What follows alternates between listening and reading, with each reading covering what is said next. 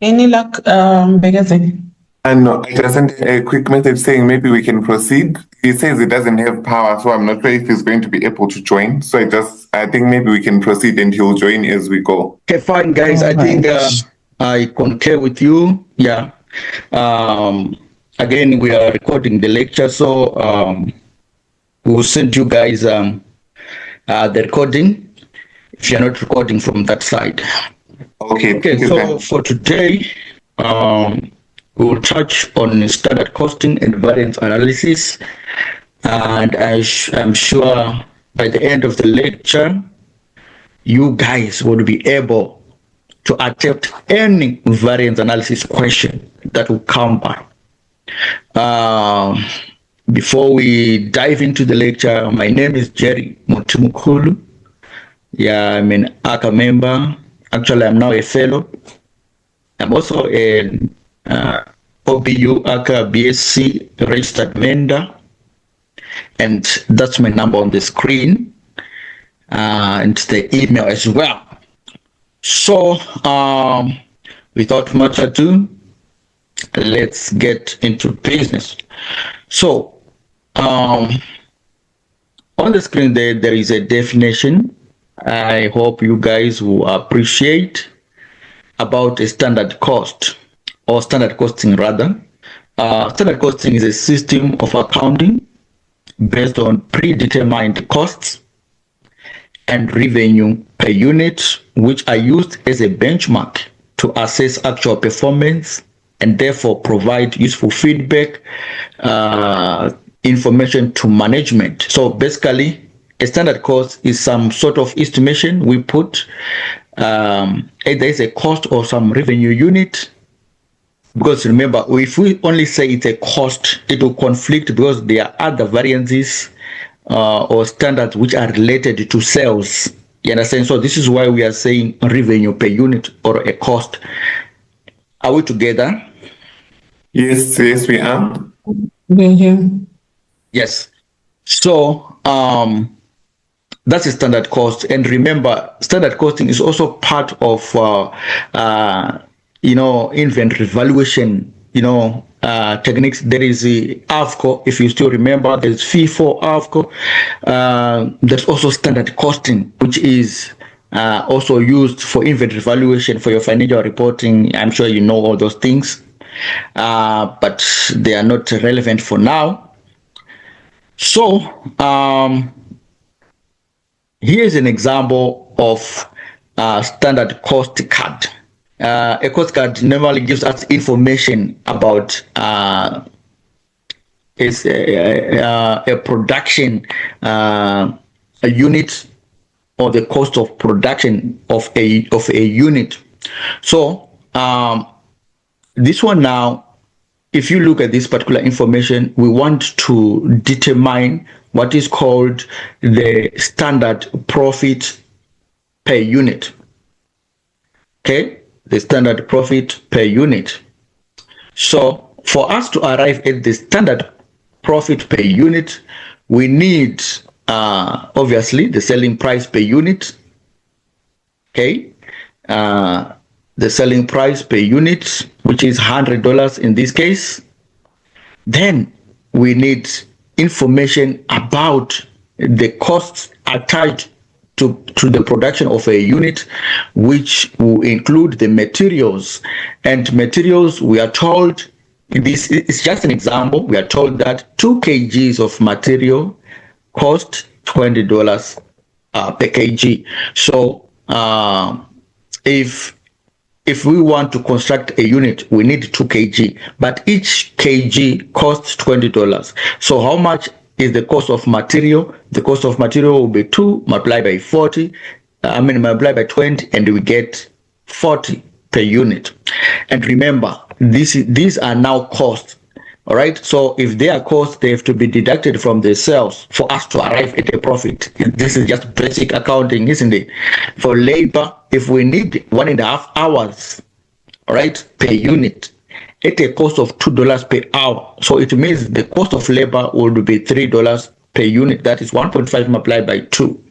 For variable overheads, if we need to have a variable overhead of 1.5 hours per unit at $6 per hour, then it simply means that the total cost of variable overheads will be 9. And again, this one is a negative. So that's what you do until you arrive at the answer of 33 as your profit. But one thing I'm sure you've observed that the standard cost of production per unit here is actually the sum of these costs, that is from this part from 40 up to 15.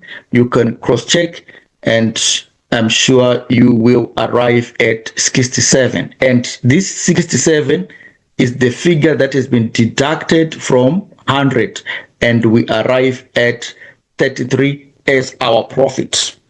Is there somebody who is lost somewhere? No, sir. Okay. No, I'm still following, sir. Okay. Let's proceed. Now, this is some background knowledge you need, because in section A you might be asked about these things, all right? The types of standards which we have. Remember, I said standards are the expectations or the budgeted metric or unit measurements which we might decide upon. Sometimes it depends on what we want. All right, so there are certain types of standards we might, take or consider as a company. Do you want ideal standards? Do you want basic standards? Do you want expected standards? And so on. All right. Why do they differ? They differ because each company has got its own way of doing things. Remember, unlike financial accounting, management accounting is not standardized. Different companies have got different costing appetites. All right, but in financial accounting, we are then governed by accounting standards. But when it comes to management accounting, an organization is at liberty to decide which standard they should use. So let's start with the basic standards. Let's talk of basic standards, because these ones now can actually give us some baseline. So a basic standard is a long run underlying average standard. It is only really of use in very stable situations where there are unlikely to be changes or fluctuations in the prices or rates. So basic standards assume that the operating environment is not going to change. It's not likely going to change. But is that real? Because, for example, these days, it is almost common that things change by the day. So basic standards, the assumption that things will remain as they are for a long time, they tend to lose the reality that happens in the world of commerce. All right, so that's the disadvantage of them, but they are usually suitable in stable environments. I'm sure our country, for example, is trying to become stable, but it's not yet stable. And in the world, the whole wide world, it is actually unreal to have a situation where things will go as normal for over a long period of time. They often change. Then there is what is called ideal standards. An ideal standard. These ones are calculated assuming that perfect conditions are going to apply. There's going to be 100% efficiency. Okay, there's going to be 100% efficiency, and there are no errors to be sustained in the production process. Everything will be super notch. For example, if we are going to have a production system where we are not going to have some errors, we are not going to have some idle time, we are not going to have power cuts, everything is going according to plan. Is that possible, guys? No, it's not possible in any environment. Yeah, but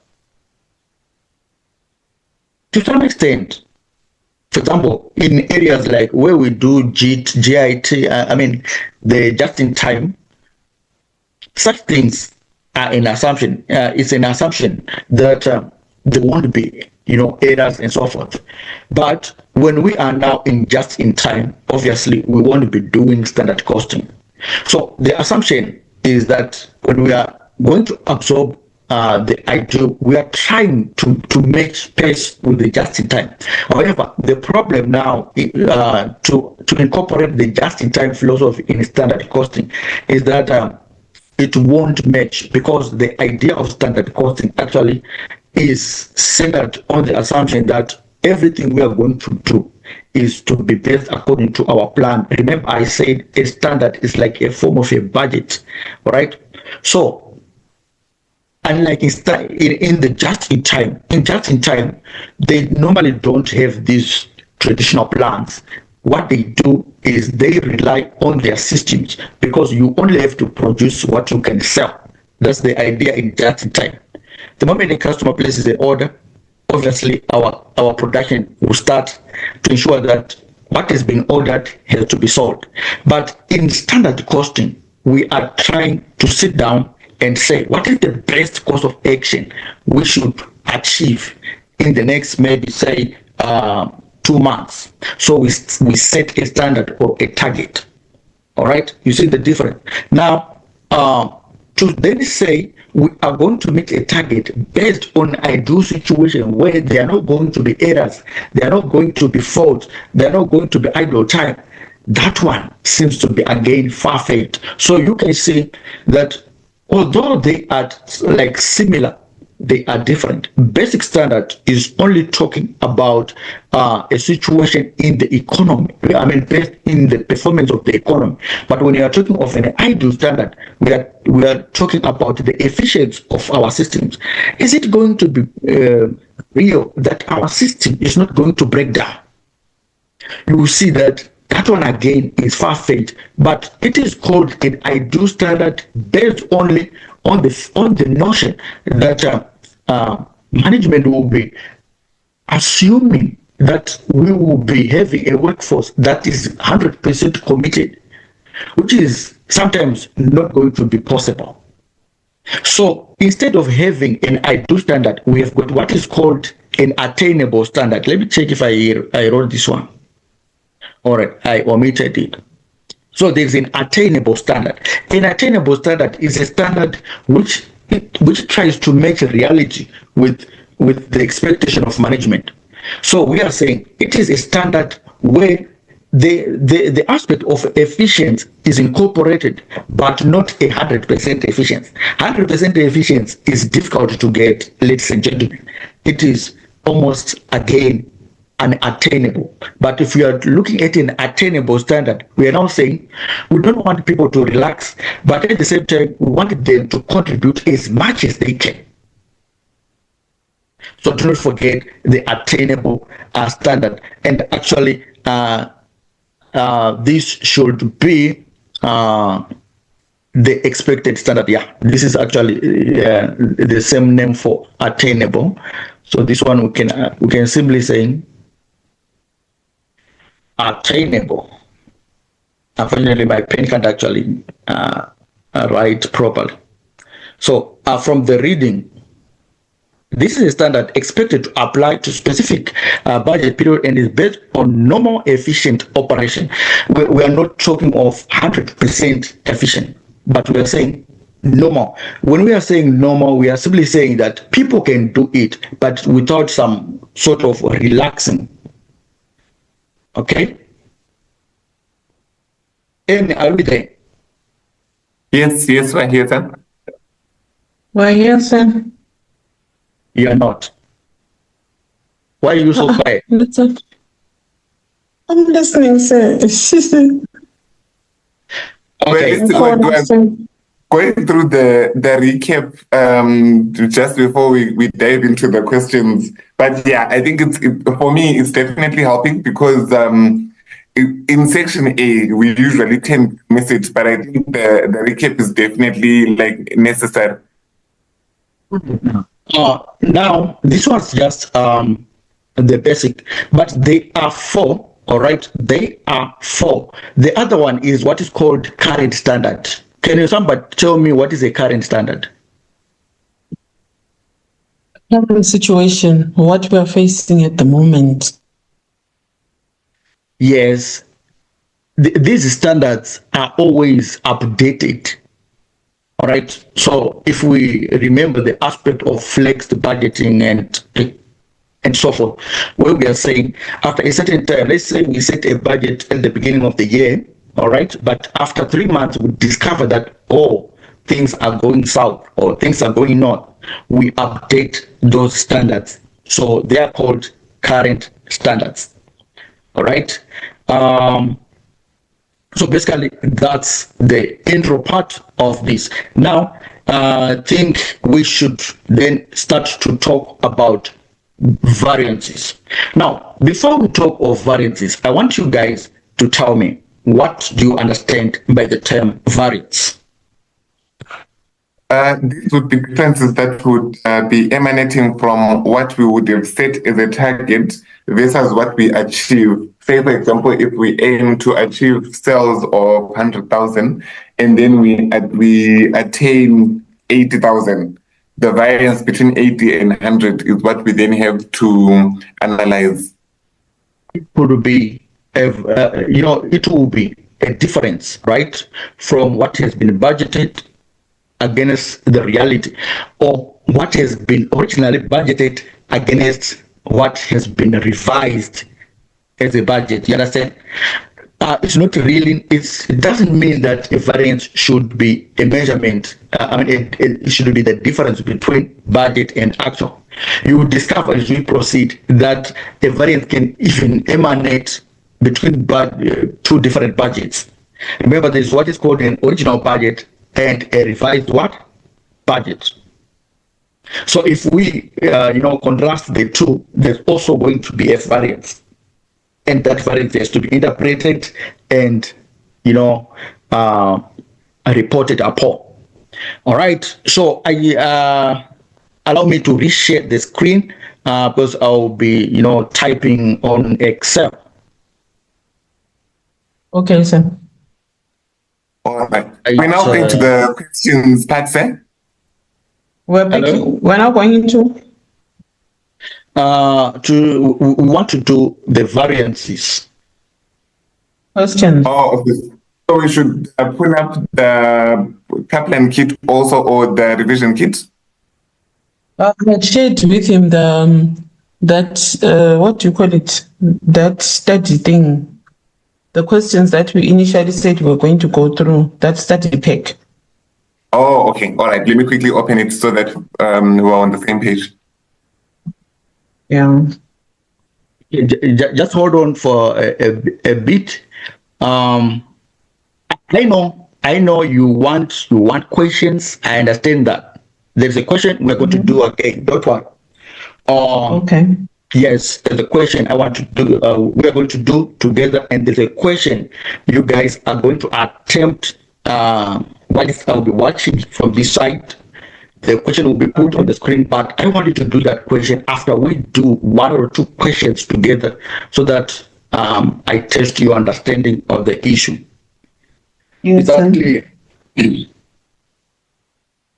Very clear, sir. Thank you. Or you simply want to just listen to the tutor and go to sleep? And no, I think the practical side is also valuable because in the exam we'll be by ourselves without the tutor. Some people. Okay. All right. There was this. All right. So I'm going to try to list to discuss about the variances which are commonly tested in our exam. We're not going to talk about every variance, but those variances which are tested at paper ACCA PM. I'm sure you understand that there are so many variances out there, isn't it? Hello? Yes, sir. Yes, I know. There are a lot. Yeah, there are a lot of these varieties out there. So, there's a correction I just want to make there on attainable. Attainable are not expected. I'm sorry there. Attainable are not expected. Let me reshare that one. Oh, okay. Something has popped up here. I'm sorry for that. Oh my God. All right, because it will actually affect us as we proceed because they are actually two different, two different things. All right, I'm sorry for that. Okay, because I will be actually checking myself as I proceed. All right. So these ones are different. Okay, these ones, when we are talking of expected standards, these ones are the easiest ones. Where if you ask employees to say, if you want them to contribute and say what should be the best target for our production, they are likely to give you what they normally produce. All right, what they normally produce, or they really know that if we are given this target, we're going to achieve it. So that one is simply an expected standard where employees will be performing at their normal capacity. But when you're talking of attainable, we are simply saying employees can achieve this standard, although they need to put some extra effort. But it is still achievable, and it is useful for motivating the employees. Remember, if you give them cheap things to do, they feel demotivated and so forth. For example, if you give the students very easy questions, they are likely to run away from you. Why? Because they won't feel it as a challenge. So you need to give them a little bit complex questions so that they get entertained, they get some, they start to have some interest in it, and production starts. Is that clear? That was the clarity I wanted to make on that part. Then let me do the resharing of this. Excel. Now let's talk of basic variances. Basic variances were tested in paper MA. Do you still remember them? Yes. Basic variances are also going to be tested in paper PM. All right, but the assumption is that you know them. So examiners would like to simply, retest you based on the notion that you have already mastered them. All right. So usually when they come in a ACCA PM, they would be attracting more marks than the real stuff in PM. Why? Because the examiner feels the basic variances are the way to go. So you can be a management accountant if you don't know those basic variances. All right. So the first basic variance I want you guys to tell me is the material price variance. Can somebody tell me the formula for material price variance?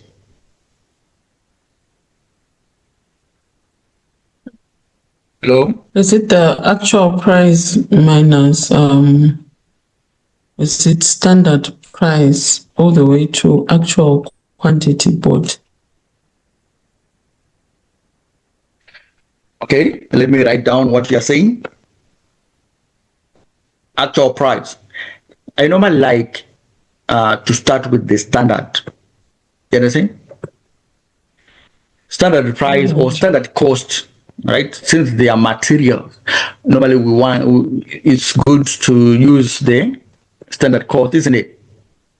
But for sales price, we use price, isn't it? All right. Okay. Are we together? They're adding. Or you don't like the correction? I'm listening, sir. I'm here to learn. Oh, you don't. Okay. So standard cost minus actual cost, right? Is that what you're trying to say? I Multiplied think by, so, yes.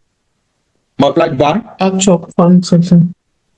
yes, the actual I said quantity. actual quantity. I don't know if it's correct. The difference between, Mbeke, please help. Yeah, it's times actual quantity. actual quantity, right? Great. Now, the other variance in that category is material usage variance. Sorry. And what is the formula? Material usage is actually talking of quantities, isn't it? We're talking of quantities this time, right? The cost of those, I mean, the quantities which were used. All right. So in this case, the quantities are in the brackets now. When we are talking of the material price, it was the cost or the price that was in the bracket, isn't it? But this time around, because we are talking of the usage, we're talking of the kilos. You understand? So in this case, the quantities are going to be in the bracket, isn't it? So standard quantity minus actual quantity multiplied by standard cost.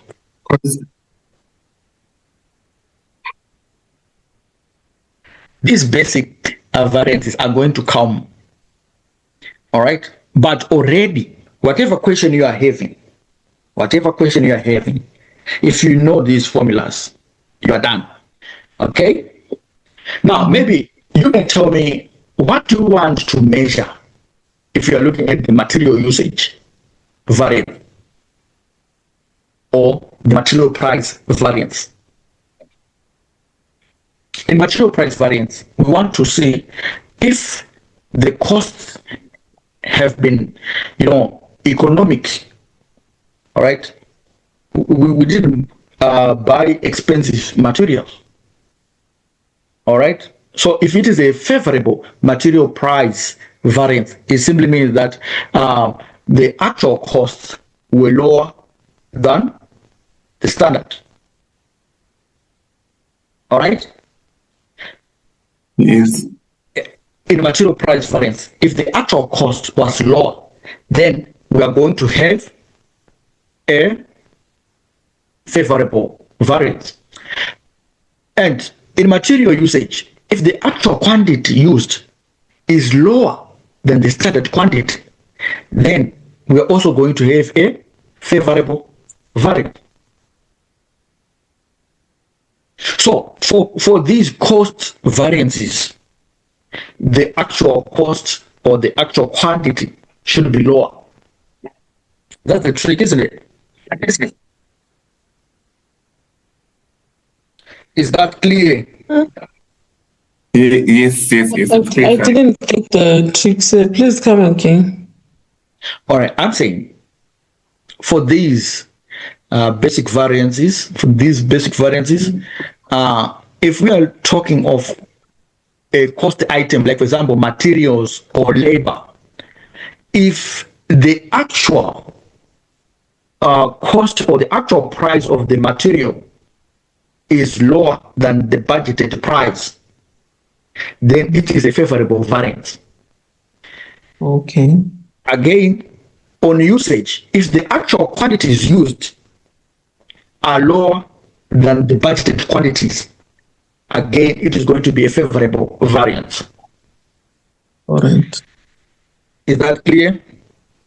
Let's Yes. talk of. Is there a question? Sorry, sir. Was it a question? No. There's no question. I was saying repeat. You have already repeated. Okay. Then let's move on to the labor variances. They're always going to come. Labor rate variance. Can somebody give me the formula?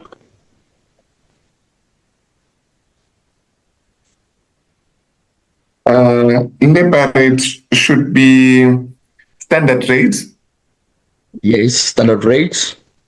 minus actual rate Yes, the actual rate multiplied by the actual hours. actual hours. That's good. That's encouraging. So you need to only enter into the example knowing just one, the material price variance. If you know the material price variance, then you can actually deduce the labor rate variance, right? Because labor rate and material price, they're just variances in the same direction. They're talking about a price. The difference is that this one is a price for material. It's a price for material. Then for labor, we don't use labor price, but we use labor rate. You understand? We don't say labor price, but labor rate. Okay. Now for the usage of labor, we talk of what? We talk of the LEV, isn't it? Labor efficiency, isn't it? What is that, sir? Labor efficiency variance. Okay. What do you call it? We don't say labor usage variance, right? We talk of the labor efficiency. Okay. Are we together? Yes. So labor efficiency just can be is just in the same direction as the material usage variance. And what is it? We're not putting the hours in the middle, isn't it? Standard hours minus actual hours multiplied by standard rate. So you can see that they're actually moving in the same. So this is why I say it. You just have to get into the exam hall knowing the material price variance and your home and track. Is that clear? Yes. And just know the material price variance and the rest is history. Oh, okay, sir. So at the ACCA MA paper, we were tested on we were also tested on overhead variances, but these ones now are not going to be tested. I bet with my salary, right? Overhead variances, so we're not going to talk about them, but you can read them on your own. All right, so far they haven't been tested for quite a long time. Okay, so those ones we ignore them, but let's talk about the sales variances. All right, so let's start with the sales price variance. Sales price variances. The sales price variance. What is the formula for the sales price?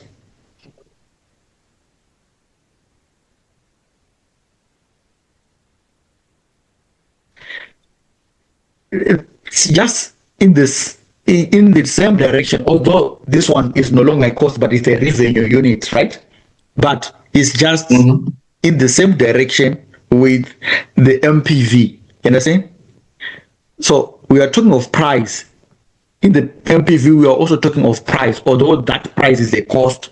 But this one now, this price in sales is a revenue what? Price. Okay? So the behavior now. Remember, when we were talking of the cost, we said that if the actual price or the actual cost is less than the budgeted cost, then for materials, it's a favorable. But for sales, if the actual price is lower than the budgeted price, it becomes adverse, isn't it? Yeah. Are we together? Yes. Great. Yes, So you need to be able to interpret these variances. Otherwise, if you simply just get into the exam or like a machine, you get the figures correct, but when it comes to the conclusion, whether it is adverse or favorable, you'll be lost. Right. So in the bracket, as I said, it follows the same pattern. In the bracket, because it is the price, so obviously in the brackets we are going to see prices there. So we are going to start with the standard selling price, all right, minus the actual selling price multiplied by the actual quantities sold.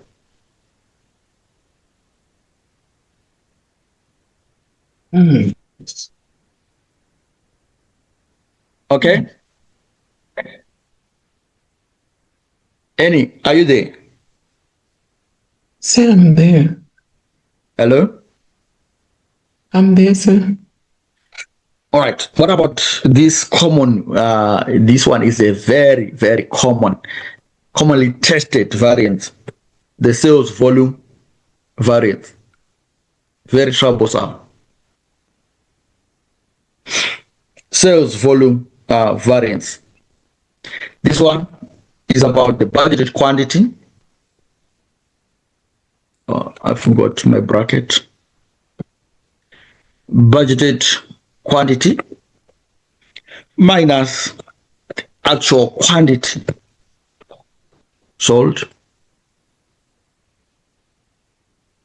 multiplied by the what? Do we multiply by the standard selling price? Standard contribution. Yes. Multiply by standard contribution or what? Or standard profit. Yes, or standard profit. Why are we doing that? Sir, please come again on that variance. I got lost a bit with my network here. I'm now seeing you typing. The Okay. SW. That's sales volume variance. We're talking of the quantities which were sold. Remember, in the first one, we're talking about the price variance. Okay, how much did we actually sell the product? Did we sell below the budgeted price, or above the budgeted price? Right? Then here we are talking of the quantities. Did we sell below the budgeted quantities or above the budgeted quantities? All right, but the standard mark we are worried about is our profit by the end of the day.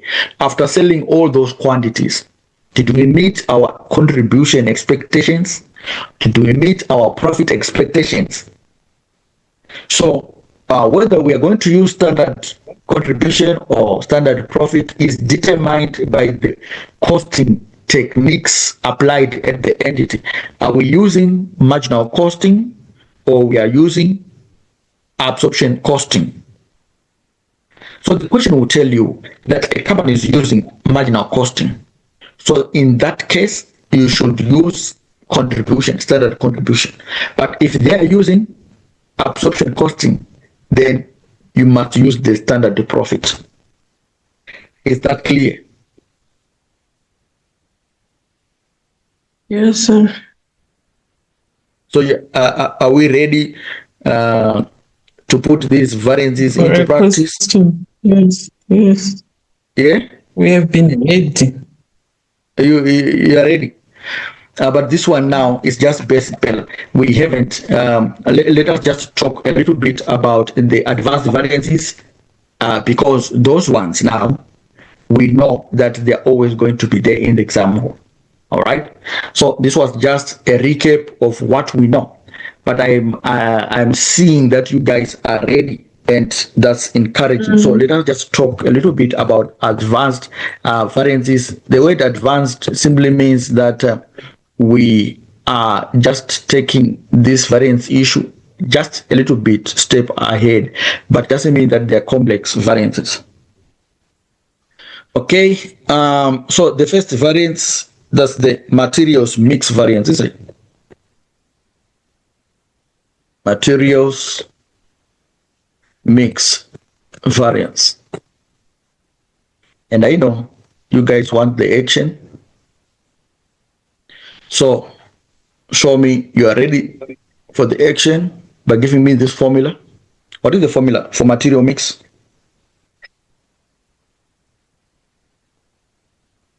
And what is the formula for materials yield variance?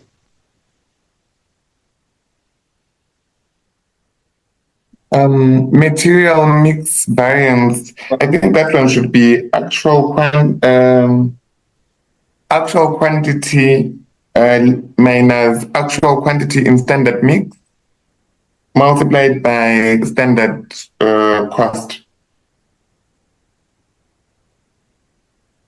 Standard mix multiplied by standard cost. That's great. That's great. Oh, look at my minus there. Oh, okay. Yeah, that's great, right? Because we want to measure if the actual quantity was really measured in terms of the standard mixing ratio. Sometimes you discover that let us look at if you are a favorite for a favorite of porridge. If you love porridge in the morning, there is a particular day where you say this porridge is not good. Maybe the sugar wasn't enough in that porridge and so forth. So you tend to say maybe the taste of it wasn't what you are accustomed to. The aspect of being accustomed to something is something related to the ordinary mix of the issue, of the product, right? So in material mix, we want to see if the mix is according to the normal mix. So this is why we are regressing the actual quantities which were used versus the standard mix. All right, and we then have to multiply that by the standard cost of the production or the unit. All right, remember the standard cost. This particular standard cost, if we were calculating these other material, the basic variances, it is still the same figure per unit, right? So this is the same cost per unit we are talking about. So if you are given two products, obviously you need to calculate the material mix per each product or per each unit. And then you arrive at the total. You need to add those material mix variances for each product. You get the total, because sometimes the examiner wants you to determine the material mix per each unit and then the total material mix variance, which means you need to add up the material mix variances for each product and you get the total.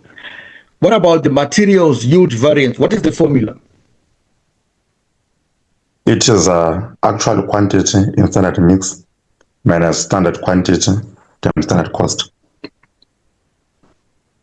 And the actual quantities in standard mix is the same figure which we would have done in part A or part C, where we calculated the materials mix variance, right?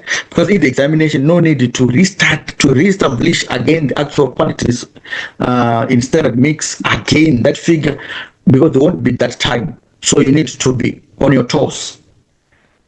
All right. Okay.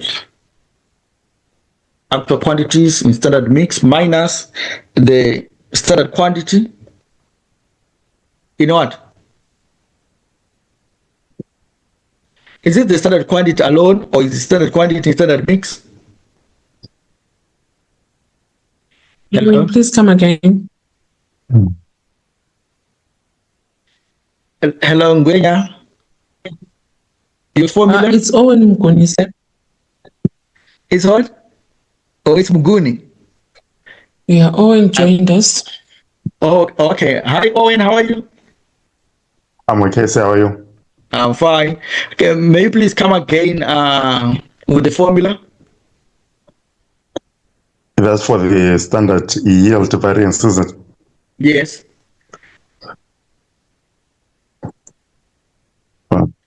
You said So I actual said quantity is the standard mix. minus standard quantity. Standard quantity. Mhm. Okay. Multiplied by Standard cost. the standard cost.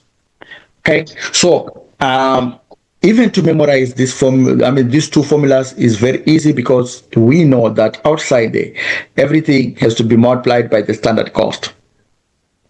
Okay. And only those figures in the brackets there. That's fine. That's fine.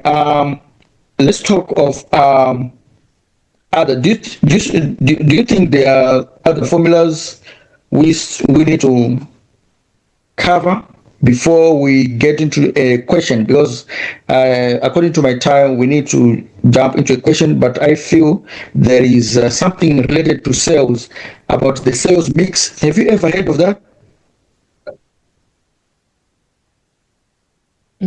Yes, we have. All right.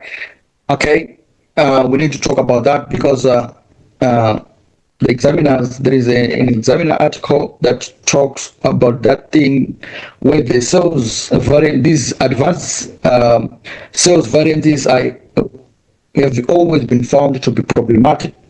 Anyway, if we add these two variances, the material mix and material yield, we get a certain variance. And what is that variance? Material usage variance. Yes. So MMV plus MYV is equal to MUV. All right. This is essential if you are given a certain question where the examiner might give you the material mix variance. All right. And the material usage variance and says please determine the material yield variance. Please make use of this formula or that equation.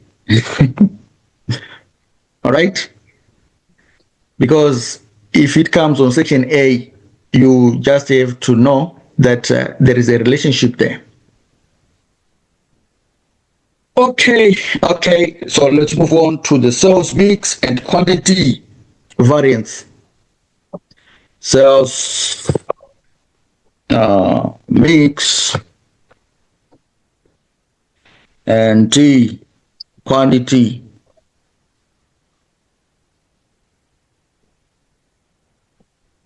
So anybody to give me the sales mix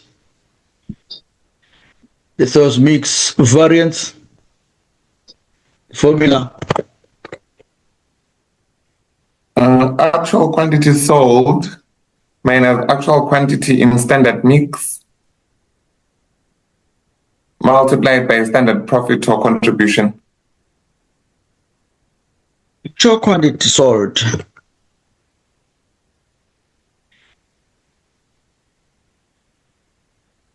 okay, actual quantity in standard mix. Any, are we there? Or can somebody tell me? Can somebody explain here? What is actual quantity in standard mix? We take the proportions of the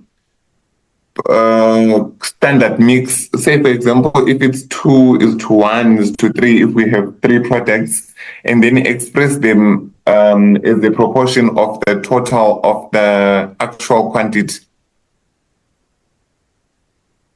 Okay.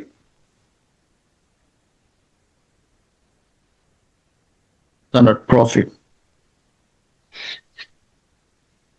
All right. What about sales quantity? Sales quantity variance. The formula, it would be actual quantity in standard mix minus budgeted quantity times standard profit or standard contribution.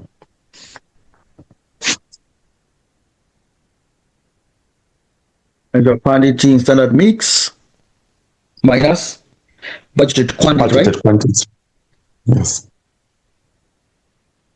Multiplied by standard contribution. Contribution or profit. or profit.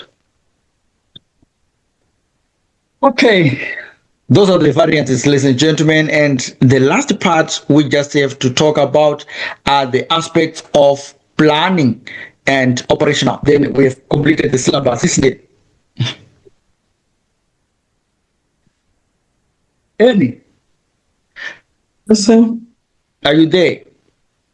I'm here. Okay. All right.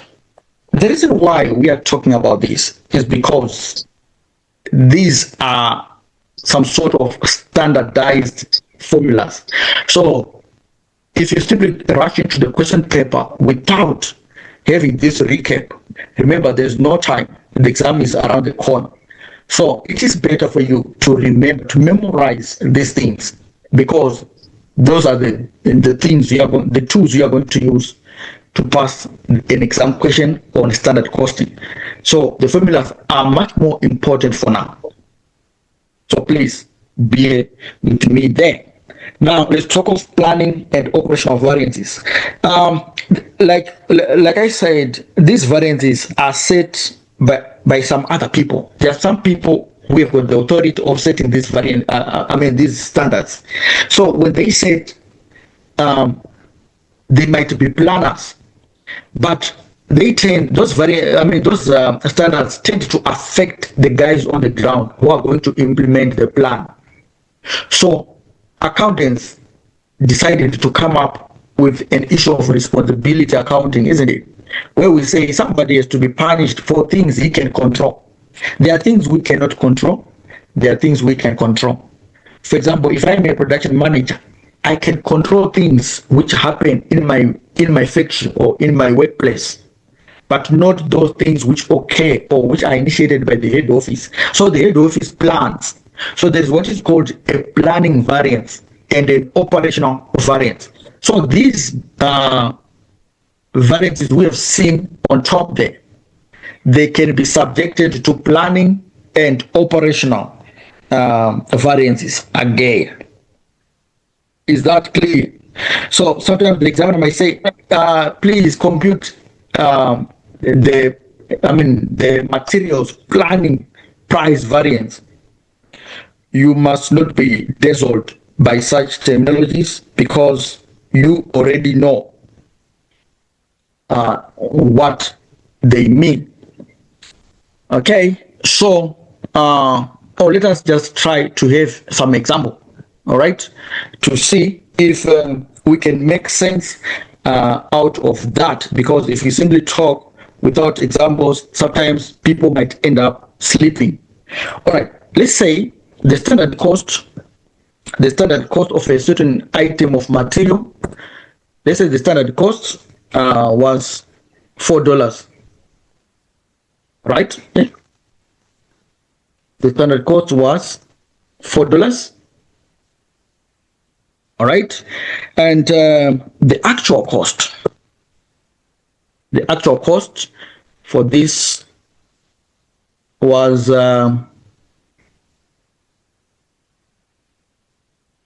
let's say $6. All right, that was the actual cost for this item of material, and the actual quantities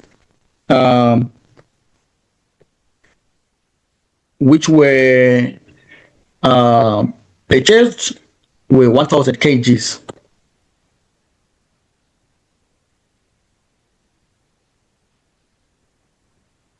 All right. Then we are told that during the month of April, when this transaction took place, inflation. We're told that inflation was somewhere 90%. Inflation was 90%. Okay, that's our example, right?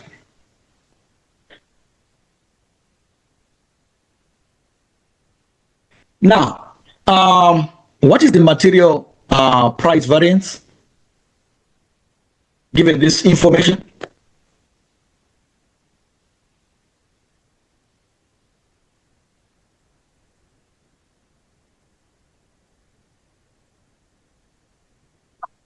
Hello? I'm trying to quickly calculate it. Please tell us so that we do it on. Remember, we know the formula. The formula is what? Oh, Standard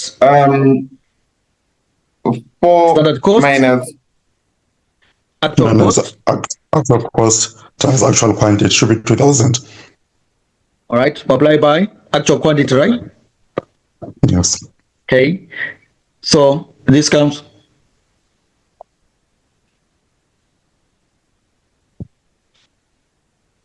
Okay, it's okay. I'm almost there. They want question papers. I understand. I understand. Okay. All right. So this equal to in brackets we are saying 4 minus 6. 4 minus 6 All right, multiplied by by actual 1,000. quantities 1,000. So we are having an adverse variance there, right? Yes. Obviously, the negative there means nothing if you are putting the adverse there. So it should be a positive 2,000, but we know that the A tells us that something was amiss there. All right, so 2,000 adverse. But now, this variance, the traditional variance or the basic variance is ignoring the aspect of inflation. So if this guy was going to be given some bonus, it means that he's going to miss the bonus. All right. So there comes the need for planning and operational variance. So let's calculate the aspect of planning. All right, where we are saying we need to factor in the issue. So in planning terms, we are simply saying that don't worry, guys, we're entering into the question paper mode very soon. Okay. So in planning now, we are simply saying we want to measure the original budget against the revised what? The revised budget. So in this case, the original was how much? Was 4%, isn't it? Was $4, which is the standard cost. The original price was $4. All right. But now, because of the aspects of inflation, which we have been told, the price, the revised budget should be 90%, or let me just say it should be 1.9 multiplied by the original variance, right? Because we were told that inflation was 90%, isn't it? So 1.9 multiplied by the original was 4. So it comes to 7.6. That's the revised budget. Okay, the revised budget becomes $7.6. All right, multiplied by 1,000. Remember, 1,000 was the quantity. So we then have to input it in the cell because Excel doesn't work in combination with the text. So open brackets 4 minus 7.6. Close bracket. I didn't see where the 7.6 came from. Hello? Okay, I'll explain the 7.6. All right. So it means that the variance has come to 3.6. What does that mean? Is that an adverse or is that an adverse or an a favorable variance? That one. It's adverse. Why is it adverse?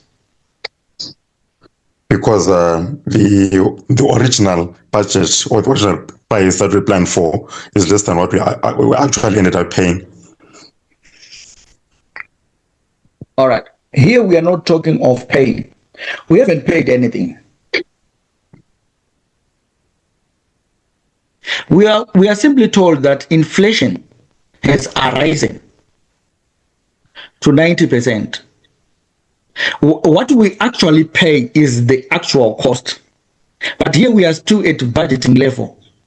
All right, we have revised the budget from the original budget. So the planning variance is measuring the original budget and the revised budget. But yes, it is adverse, but I'm not convinced why you are saying it is adverse. It's not at the stage where we say we have paid something. We haven't paid anything as yet. Okay? But it is adverse just because according to our plan, we had planned, for a lower cost. We did not factor in the inflation. So we were wrong in terms of budgeting. So this one is an adverse, but the people who are going to be punished are the planners, the head office. Are we together? Yes, we are, sir. Good. Now, the 7.6 here is the revised budget based on the inflation. If the inflation was 90%, it means that the general prices have increased by 90%. How can we make an increment? We then say 100% plus the 90%.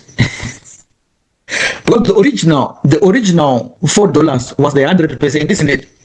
Then we need to add the 90%. So this is why I said we multiply 1.9 multiplied by 4, and we get the 7.6. Okay. Is that clear, Annie? Yes, so it still becomes the 4 standard cost minus the actual cost, which is the inflated cost. Hello? No. Okay. We have moved from this one was the traditional material price variance. This one was the traditional. Okay, that one was the traditional. But here now we are talking of the planning variance, the planning MPV now. Okay, where we are now regressing the original budget of $4 per unit minus the revised budget of $7.6 per unit. Okay. Correct. Now, so you can see that it was the head office with the problem. Anyway, let's talk about the supervisor now, the operational variance. So, operational MPV.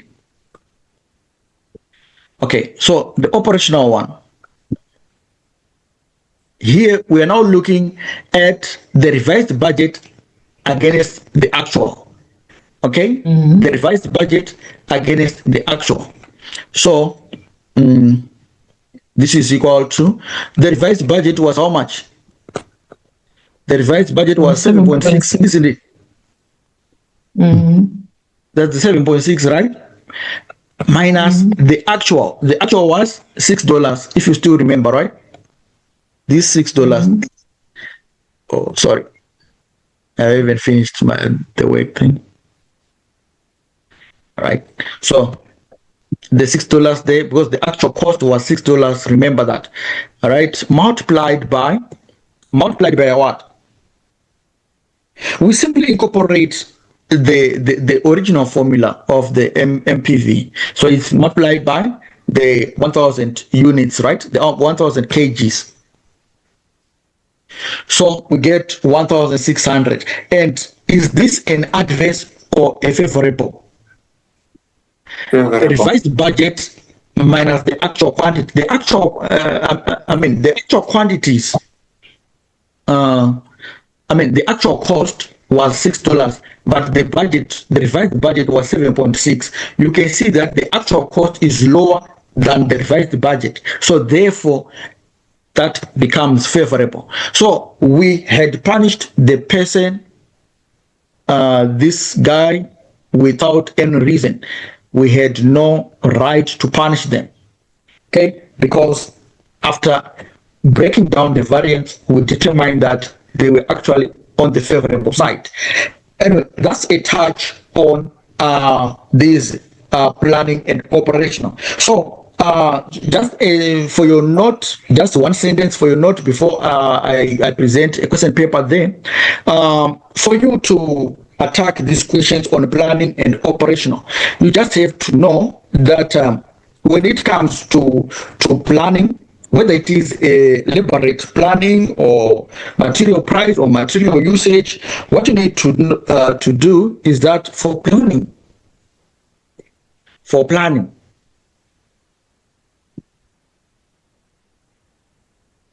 variance, in the bracket, there should be the original minus the revised. The original budget minus the revised budget. That's all you need to know. And for operational variance, there should be revised minus actual. Revised budget minus actual budget. What do I mean? For example, if it is the labor rate planning variance, the labor rate planning variance, okay? If it is the labor rate planning variance, we know the formula for labor rate variance.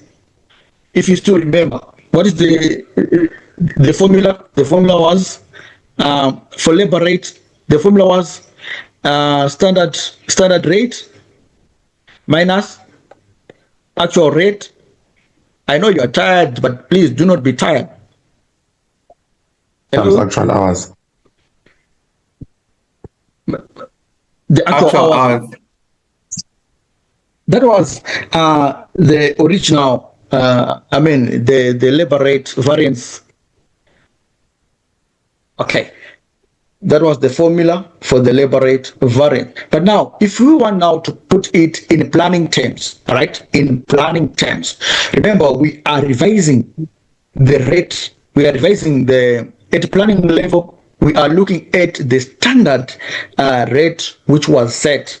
Okay, so the figure of interest here is the standard, the SR only, right? In that bracket. So when we come here, remember we said it's the original rate, the original standard rate minus the revised rate. So here the bracket becomes the original SR standard rate minus the revised standard rate. Remember, we are only adjusting the standard rate we had set, not the actual. Right? At planning level, we are looking at the standard rate or the standard price, the standard cost. Okay. So, and obviously, you then have to multiply by the AH here. The rest of the formula is just copied and pasted. Okay. So that's applied by the actual hours. You come here, you do the same.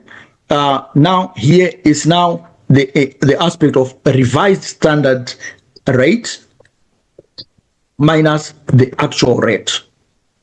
And the rest of the formula is copied and pasted, applied by AH. That was an example, and you can as well follow these for the rest of the other variances. You can just slot them there and everything will just appear as smooth as that. Anyway, there is no time for further listing of the variances.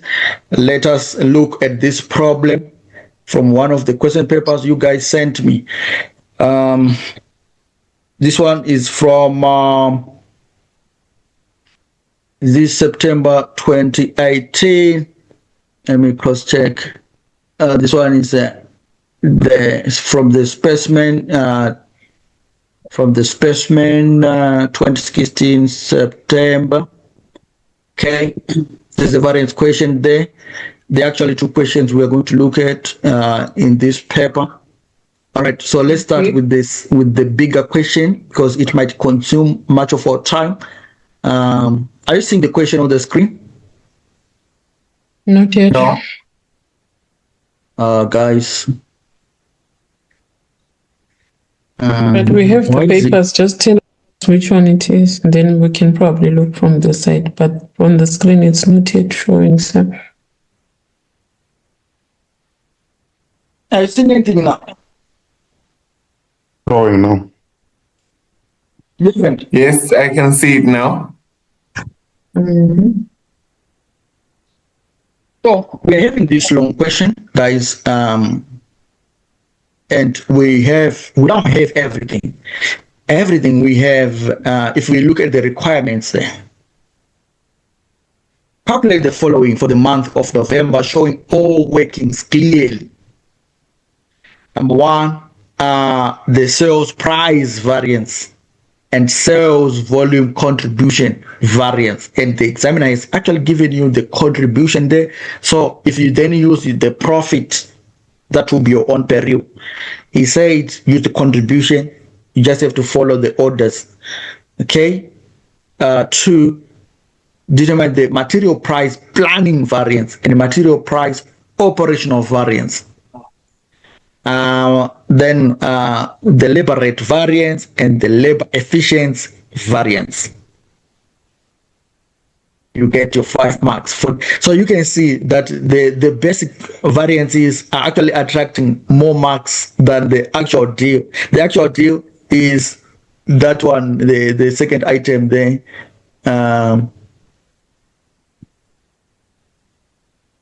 This is the actual deal, the PM staff, but is attracting only how much? 2 marks. The examiner is not fair, is that right? That's the PM staff. The rest is the management accounting staff. But they are bringing them because they know that they are problematic. So guys, let us read the question together, and we see what we can do with our time. Hey, going on. My screen is sticking. Okay. Carad company is an electronics company which makes 2 types of television: plasma screen TVs and LCD TVs. It operates within a highly competitive market and is constantly under pressure to reduce prices. Carad Co. Operates a standard costing system and performs a detailed variance analysis of both products on a monthly basis. Extracts from the management information for the month of November are shown below. Not 1, not 2, not 3. Total number of units made and sold 1,400. Material price variance 20,000 adverse. That's not 2. Total labor variance 6,050 adverse, not 3. The budgeted sales volume for TVs was 1,180. So in the examination, guys, I think it's best to just, because there won't be any time, all right, to read these things like a storybook. There won't be that time. So it is better to just go to a requirement, and when you read information related to the requirement, please make use of that information and move on with your life, because there won't be any time. Is that clear, guys? So the moment you read and read and read, you'll be burning up your time, and nobody is going to refund that time for you. Okay, so we know the formula for the sales price variance and sales volume contribution variance, don't we?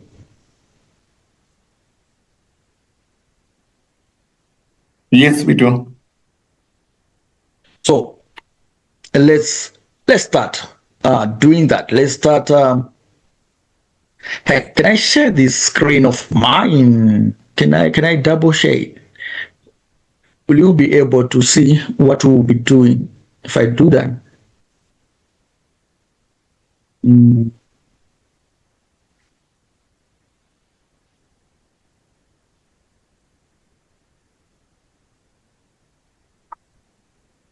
Is it still visible? Yes, it's still visible. Yes. although with some difficulty. Annie, are we It's there? okay. I'm listening, sir. Are you seeing these things? Is the screen still visible? Yes, it is. You want to add the Excel? I want to use both both sides of the screen. I've divided it into two, but sometimes you guys will be complaining, especially if you're using a cell phone. I'm using Okay. laptop. Yes. So what is the formula for sales price variance? This one is actually very, very simple, isn't it? Can somebody give me the formula? You guys have noted down the formulas, isn't it? Is standard selling price minus actual selling price multiplied by actual quantity sold. Sales price variance. The standard what? Selling price minus actual selling price. Selling price times actual quantity See, sold. did you share your thingy? What you call your Excel? Hello? Ma share Excel, let's say. I spoke nigga. I'm clear. What extra? I know share. Oh my God! So I need to share the screen, right? Let me try to reshare.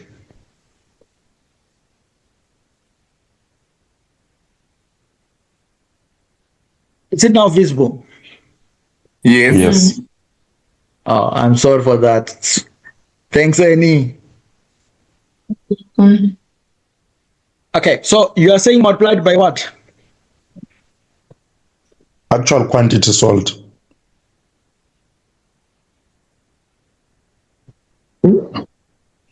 Okay, good. Now,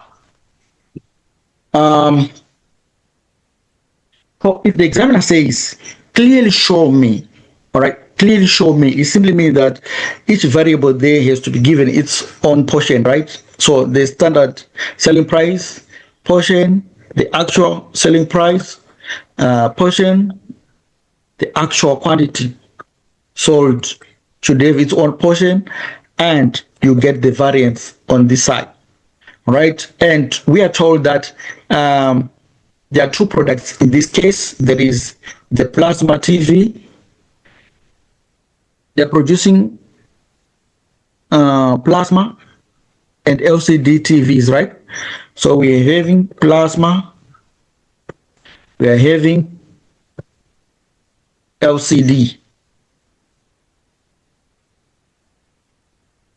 All right. Now, let us look at the standard selling price of each of these items. So the standard selling price from reading the question, I think on note 1 there, the budget sales, total sales volume for TVs was 1,180 units, consisting of an equal mix of plasma TVs and LCD screen TVs. Actual sales volume was 750 plasma, okay, and 650 LCDs. All right, so these are the quantities which were actually what sold.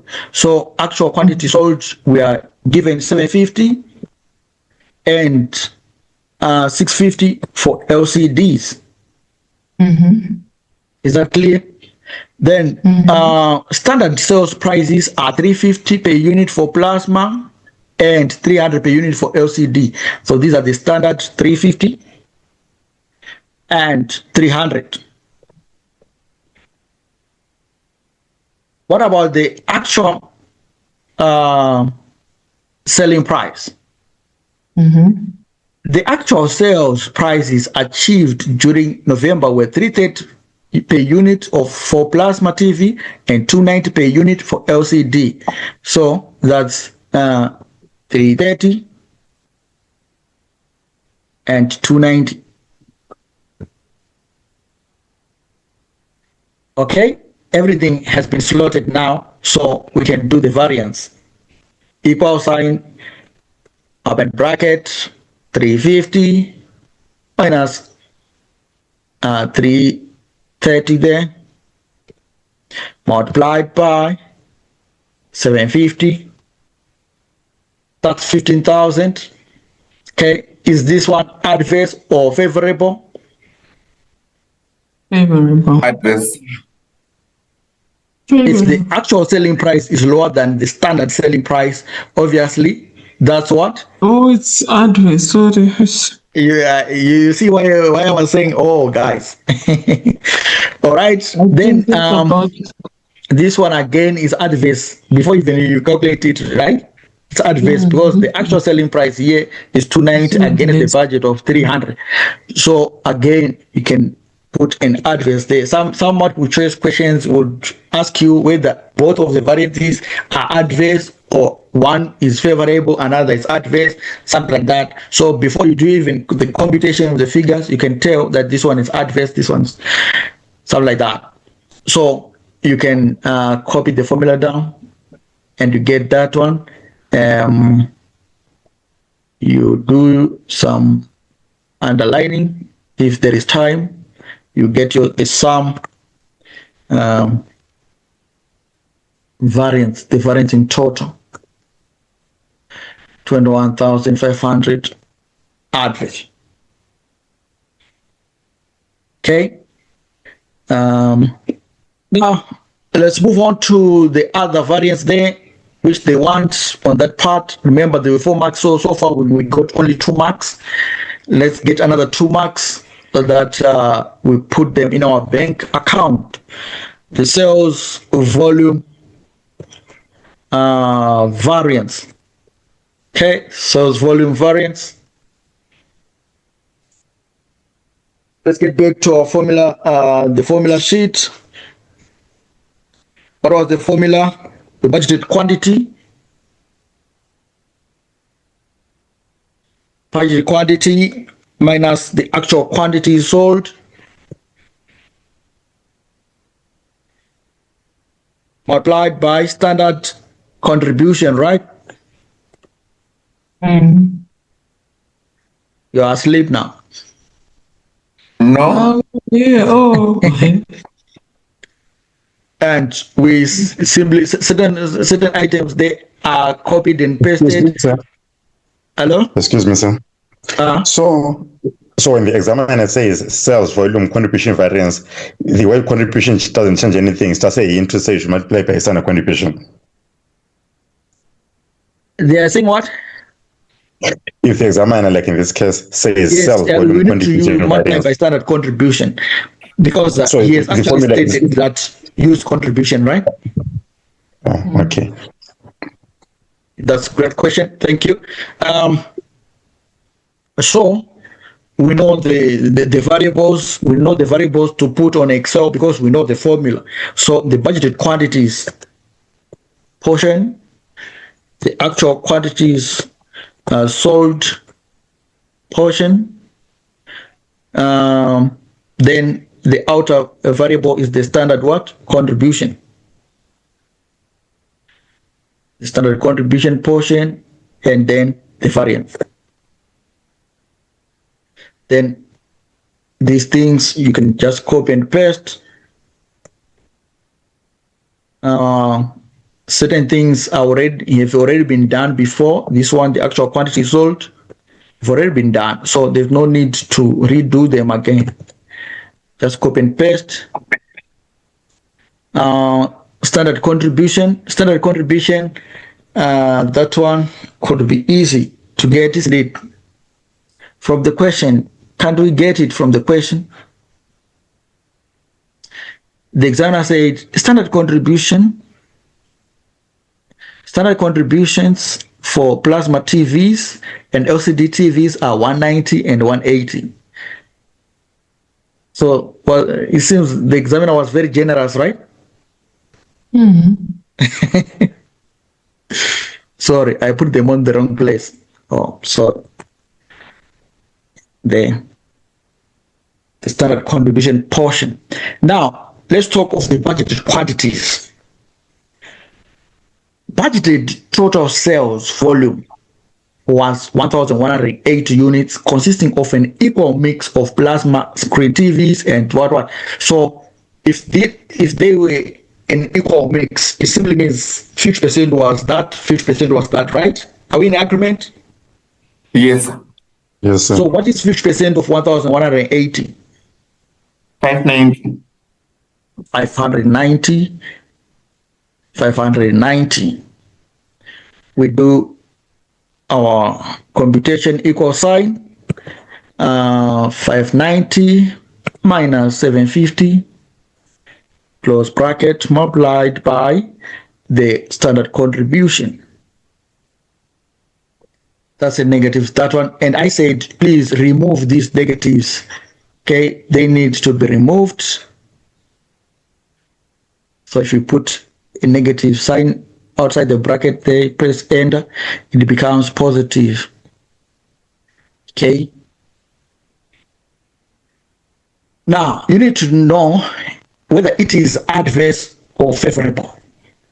All right, these are sales. Okay, so if the actual quantity sold is less than the budgeted quantity, that becomes adverse. But if it is above the budget, the actual quantity sold are above the budgeted quantity. So this, in this case, we are having a favorable, isn't it? Here, it's again favorable. Please correct me as we proceed, or raise your contributions. So equal sign sum, we get our variance favorable. Is that clear, guys? Amy, are we there? I'm there. Okay. Hey, there is now a sabotage of sales. Just finishing.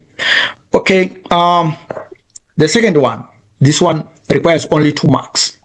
The material price planning variance and material price operational variance. Okay. So material price planning variance. At planning, we are only worried about the standard price, the standard cost. Okay, at planning level, it's standard, the original standard cost. Remember, original standard cost minus the revised standard cost, right? Multiplied by the actual what? Quantities.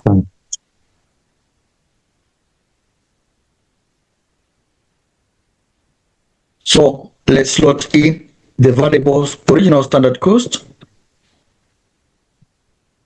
revised standard cost, actual quantity, variance.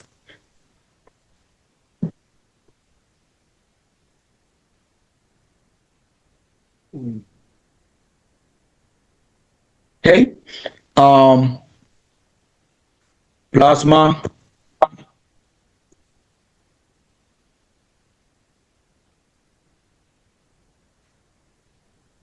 Okay, now let us read. We have done our template there. Let us read the relevant portion for the information. The sole reason for this variance was an increase in the purchase price of one of its key components, X. Each plasma TV made and each LCD TV made requires 1 unit of component X. So both units require this unit, for which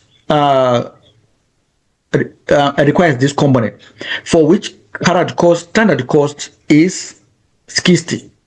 So the standard cost is actually 60. Okay. Due to a shortage of components in the marketplace, the market price for November went up to $85 per unit. That's the revised. Okay. Went up to 85. However, Carad Co actually paid 80, so the actual payment is not relevant at planning level. At planning level, the actual payment is not relevant. Are we together? Because we are only comparing original budget versus revised budget. Mm. Are we together, guys? Yeah. Yes, sir. Yes. Now, the actual quantity now. Let's talk of the actual quantity. What is the actual quantity there for component X? From the question, Going back on top there, 1.1, to get actual 1.1, right? quantity. Mm. Actually, this is the information about the actual quantity. Oh, okay. Okay. Are we seeing it? Yes. Are we in agreement? 1,400, right? Yes. Don't worry, there's an answer. There is an answer there. You cross check, and after this, you guys, you told me even on the WhatsApp where we made some errors, because by the end of the day, you need to improve. I also need to improve from this side, right? So when we made some errors, we are adults. Just have to tell me, hey man, there you made it wrong, sir. I like to be corrected, right? Good. So let us use this 1,400 for now, and so we do the computation. Now, the reason why I put 1,400 on, remember, the 1,400 includes both the what? The plasma and the LCD. Do you get it? But they're using the same component. So this is why I bunched them there. So there's actually, there won't be any need. We can as well just split and say, 700 there, but to me it doesn't make any sense there. We can as well you see, try to say to just take the 750 there and 650, they come to 1,400. If you try to separate, to just say, okay, fine, let us use according to their distribution, you can see by the end of the day that you are going to get the same amount, the same answer. You can try test it on your own. If you at your own time you use the 1,400 straight away, and you are still going to get the same answer. Why? Because these amounts are just the same. The 60 and 85, the 60 and 85 are just the same. So by the end of the day, it was actually better to simply use the 1,400 total, because these other variables are just the same. Are we in agreement? Do you get what I'm saying? Yes.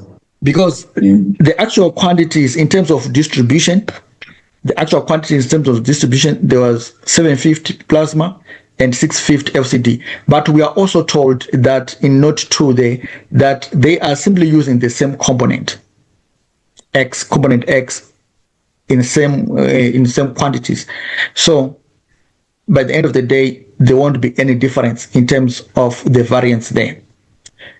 Anyway, let's do that. Equal sign, just for consistency.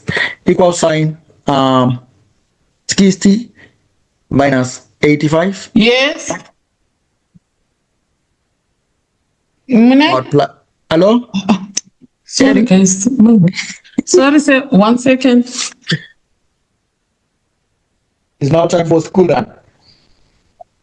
No. It's a Saturday, then. Oh, it's a Saturday, right? Or just 1 minute. Let us wait until she comes. Sorry about that. Are you back, Kenny?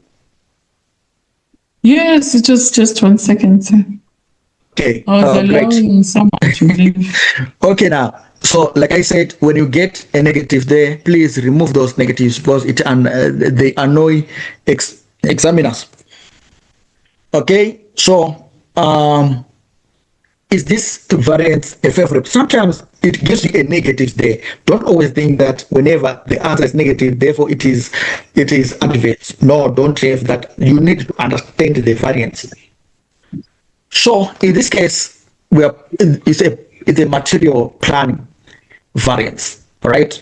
So we are measuring the original budget against the revised budget. So if it is material price, if the revised budget shows a higher price, it simply means that there was an error in budget. We had under budgeted before, but we need now to increase the cost. The cost have increased. So if the cost have increased, it's an adverse variance. Definitely. Are we together? Yes. So you decided to split them. Yes. But I'm saying, from the information given there was no need to split. Yes. Okay, all right.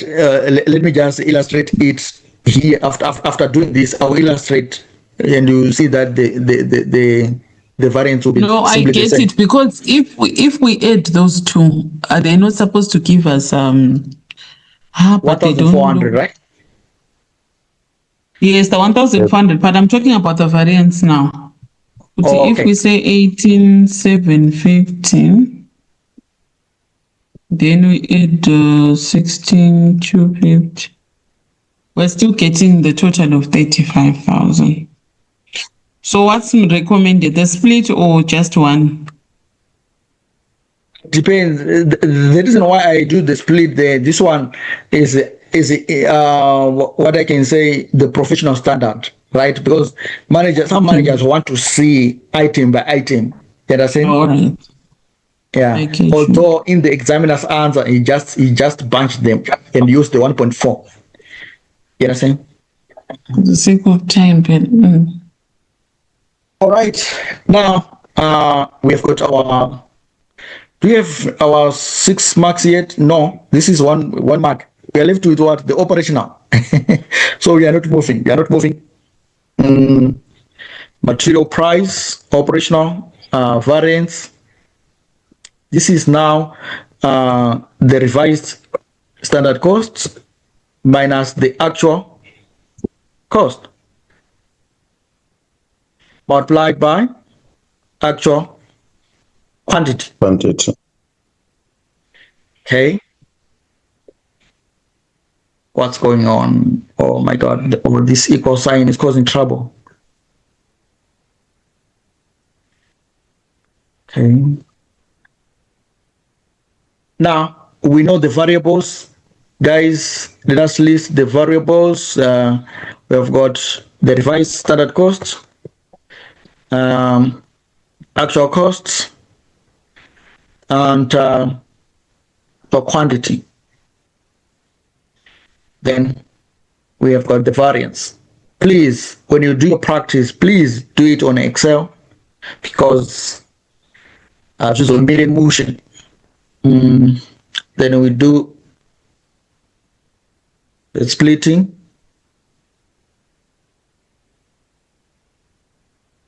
So revised standard cost, can just take it as it is,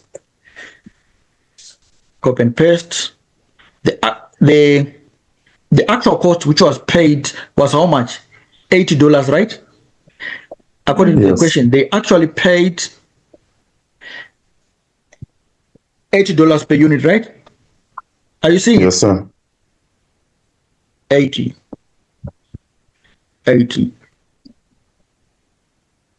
And the actual quantities, let us take that one, copy and paste. So equal sign, open bracket, that minus that, multiplied by that. Get that one, and you can do the sum before you ask yourself whether it is adverse or because there won't be that time. So good, then you ask yourself whether adverse or favorable. Plasmas, the revised standard budget was 85 cost, and the actual cost was lower. Okay, the actual cost was lower, so this means that this was favorable. This one again is lower, favorable.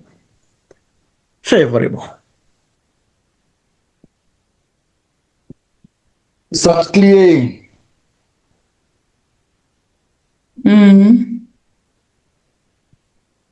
So, if we add this material planning price variance, material price planning variance, and the material planning operational variance, we should come to the material price variance. So the 35,000 negative plus 7,000 gives us the material price variance, which was in the question, which is 28,000 adverse.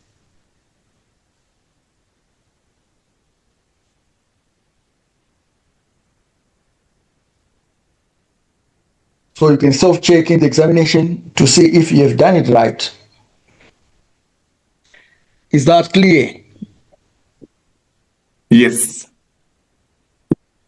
Good. So the last part now, the labor rate variance and the labor efficiency variance.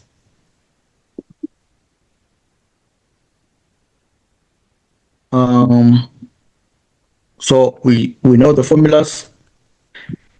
Labor rate variance, this one was a giveaway.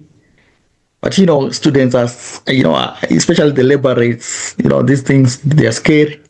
Okay. So labor rate variance, we know that this is standard rate minus actual rate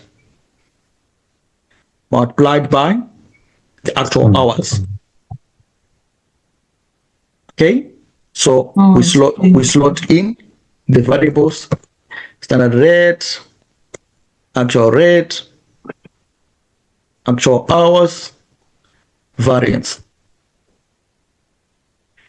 Okay, we copy and paste these things, the products, the standard rate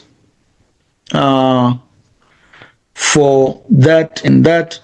But now, before you rush into doing all that, you have to read the information so that you become informed. Otherwise, if you operate like a machine, you find yourself lost somewhere. Sometimes the examiner would not want you to do all those things. So let us read. Yes, the template, we have it, but we'll adjust where necessary. Each plasma TV uses 2 standard hours of labor, and each LCD TV uses 1.5 standard hours of labor. The standard cost for labor is $14 per hour, and this also reflects the actual cost per labor hour for the campus permanent staff in November. However, because of the increase in sales and production volumes in November, the company also had to use additional temporary labor at the higher cost of $18 per hour. The total capacity of Carad's permanent workforce is 2,200 hours production per month, assuming full efficiency. In the month of November, the permanent workforce were wholly efficient, taking exactly 2 hours to complete each plasma TV and exactly 1.5 hours to produce each LCD TV. So they worked according to the budget. The total labor variance therefore relates solely to the temporary workers who took twice as long as the permanent workers to complete their production. So you can see that before you dive into the template, there are some adjustments to be made. Also, you need to understand that all these relate to the variance we are going to compute relates only to the temporary workforce. Why? Because the examiner is explicitly stated that they relate to the temporary workforce. Okay? He stated here that the total labor variance therefore relates solely to the temporary workers. Are we together? Yes. Yes. So let's determine the hours these temporary workers, because we want that variable here on our actual hours there. We want that one. How many hours do these guys work? Do you get it? But for us to know the hours these guys worked, we have to sweat now. We have to work very hard. We have to use our brains. So let us determine the total hours which we worked, and then we separate. So we want the total hours worked by everybody. Total hours worked.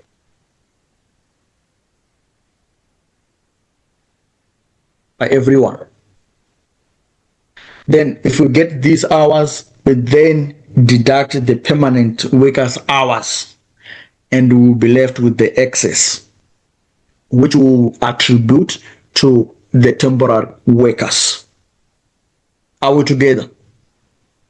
Yes, sir. So for plasma, for LCD, okay, let me just copy and paste here. Okay, so for plasma, what was the quantity? The quantities we can copy and paste. Sorry, the quantities are there. Then the standard rate. Is it the standard rate or the standard hours actually? Because we were told they worked according to the standard hours. So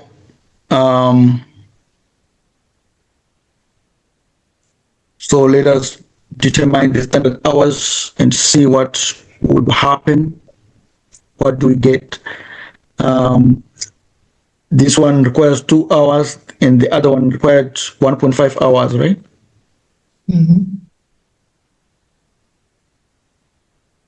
Okay. Equal sign here, if we say 750 multiplied by 2 hours, get 1,500. And then for this, if we just scroll down, we get that one. Okay, sorry. So this gives us the total hours, right? Let me just write total hours.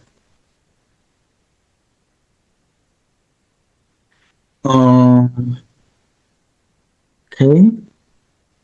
So what is the sum here?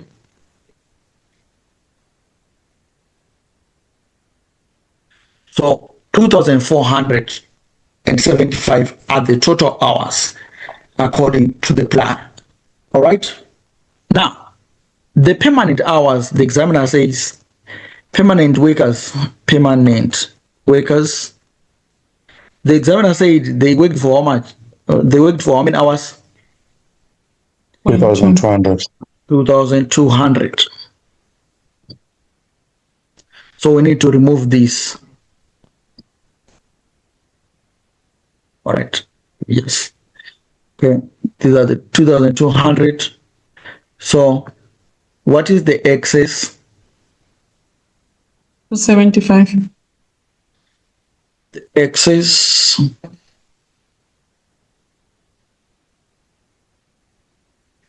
Yes, it's 275, right? That minus. Question. Remember, the examiner wants to see your working. So that's 275, right? So we want to attribute that to temporal workers, right? But we are told in the question, temporary workers time. Temporary workers time now, according to the question, we are told that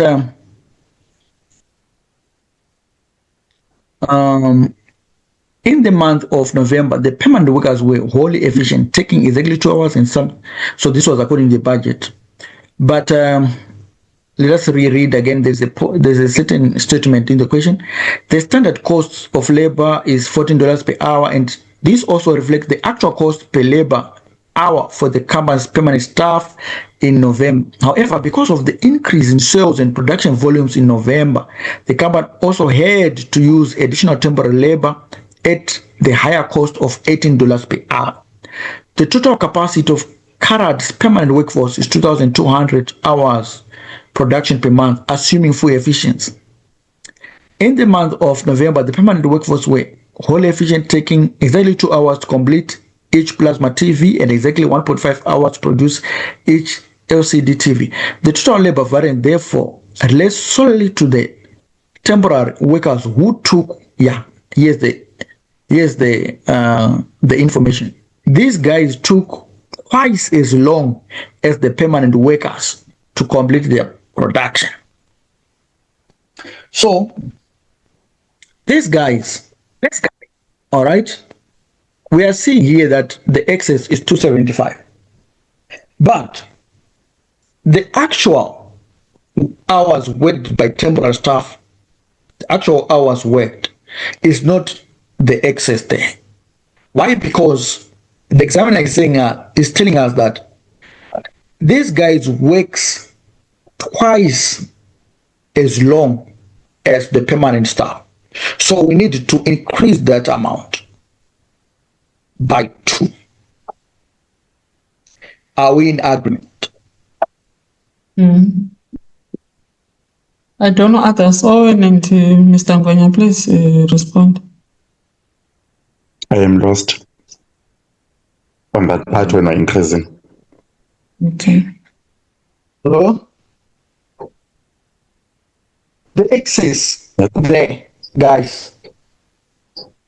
The excess there. Remember, the excess is having both the attributes of the permanent staff efficiency as well as the sluggishness of the temporary employees. They were taking twice as long as the permanent staff. So in that excess there, what they did was actually twice than what we are seeing there. So we are going to,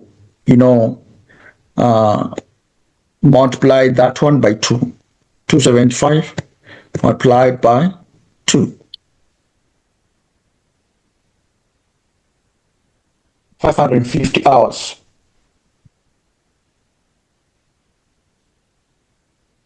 Remember, this excess was determined using the efficiency of the permanent staff. However, we are told that the temporary guys were inexperienced. They took twice as long as the permanent workers. Okay. Now we have the actual time which was worked by these guys. We can now safely proceed with our labor rate variance. So, sir, if we are to use that approach and say they used 550 hours, if we add the 550 hours that they worked plus the 2,200 that was worked by the permanent employees, will that not bring the hours to be more than what was actually worked in total? What? If we were to say they worked 550 hours and then we add that to 2,200 that was worked by the permanent employees, will those hours not be more than what we calculated as the total hours worked? All right. Remember, these total hours which we are talking about have been their total hours according to the budget. So their total standard hours worked, actually. Their total standard hours worked. The examiner explicitly said that the actual hours the permanent staff worked were 2,200. But these ones are standard hours. Standard hours. Okay. Okay. According to the efficiency of this standard of these standard hours. Okay, so these ones are only standard hours which were worked. So this is why I'm saying in those standard hours, remember, they are impacted by the efficiency of the permanent staff. But we are told that the excess here should be adjusted because this guy is the excess, the temporary staff was not as efficient as the permanent. They were actually, lagging behind. They took twice as long. Okay? Yes. So My we need to question- increase. We need to increase the number of their hours. Okay. Okay. Do you get it? My question is, I see. the question, Sam, Yes. if they're saying the labor rate variance and the labor efficiency variance, where are we focusing on, the temporary ones or the permanent workers? We Or the are total going to in- focus. We are going to focus on the temporary ones. Why are you picking the temporary ones instead of the permanent? I'm just curious. Okay, it's fine. It's fine. The examiner stated explicitly in the question that the variance only emanated from the temporary staff.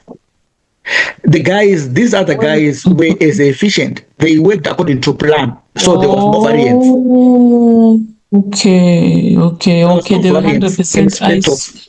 Okay, they said that assuming full efficiency.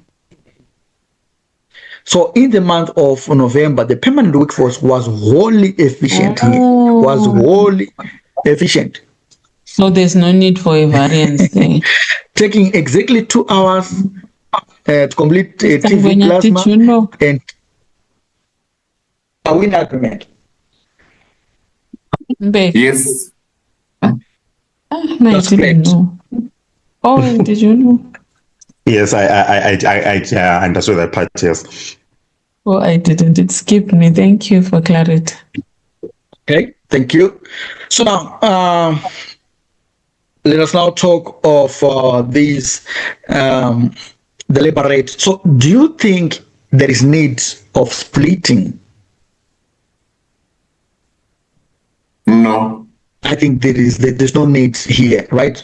So we are simply going to use, so the actual hours here are 550. 550, which we have calculated here, or it's good practice to simply say equal sign 550 here, so that maybe the examiner will see when they look at the formula where you got the 550 from, because you won't be penalized twice. Do you understand? If you link your things, you're not going to be penalized twice, right? Great. Okay. Then the standard rate. What is the standard rate for labor? The standard rate is actually $14 here. $14. Okay. And the actual rate for these guys was $18 from the question. We are told that the temporary labor was at a higher cost of $18 per hour. Are we together? Yes. Yes. So it's already adverse. Obviously, it's adverse, right? Because we if it is a think- higher rate, obviously it's adverse. So equal sign 14 minus 18 multiplied by 550. That's 2,200, and we must remove that negative. Okay, that's the variance, guys, there. Then let's do the last variance there, which was the labor efficiency variance. And what is the formula? That's the standard hours minus actual hours multiplied by standard what? Standard rate, right? please revisit those variances because I'm getting tired as well. Okay, so I think my memory is too sharp there. So we can then do the templates, the SH, standard hours, actual hours, standard rates, variance. We now have the figures we need, so it's almost like copying and pasting. So what are the standard hours? I think it's 2.2. The standard hours.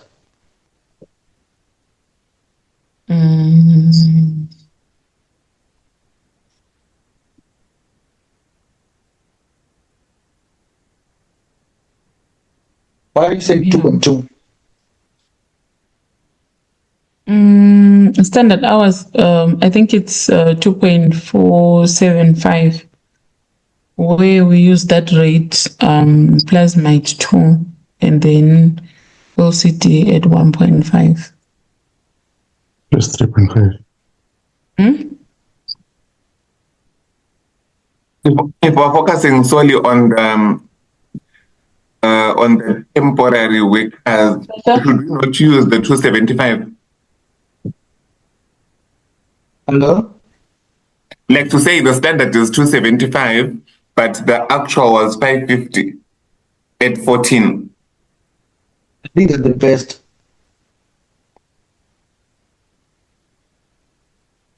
Anyway, right, but I think that one was including permanent staff, you understand?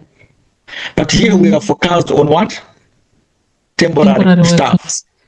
Do you get it?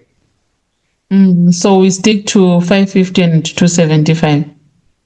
Yeah, the excess there, I think the excess there is the standard 275.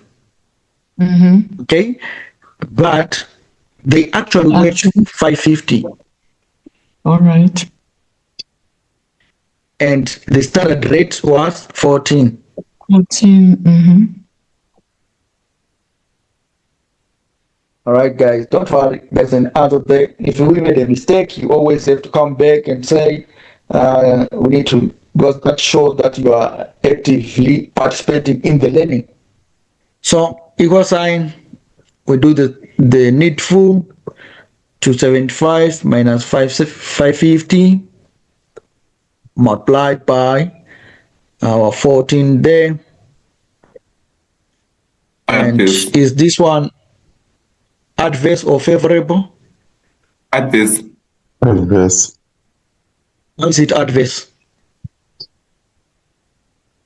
Well, what we worked, were we not, if we're saying labor efficiency, and then we work more hours than what we budgeted, so it means we're taking long.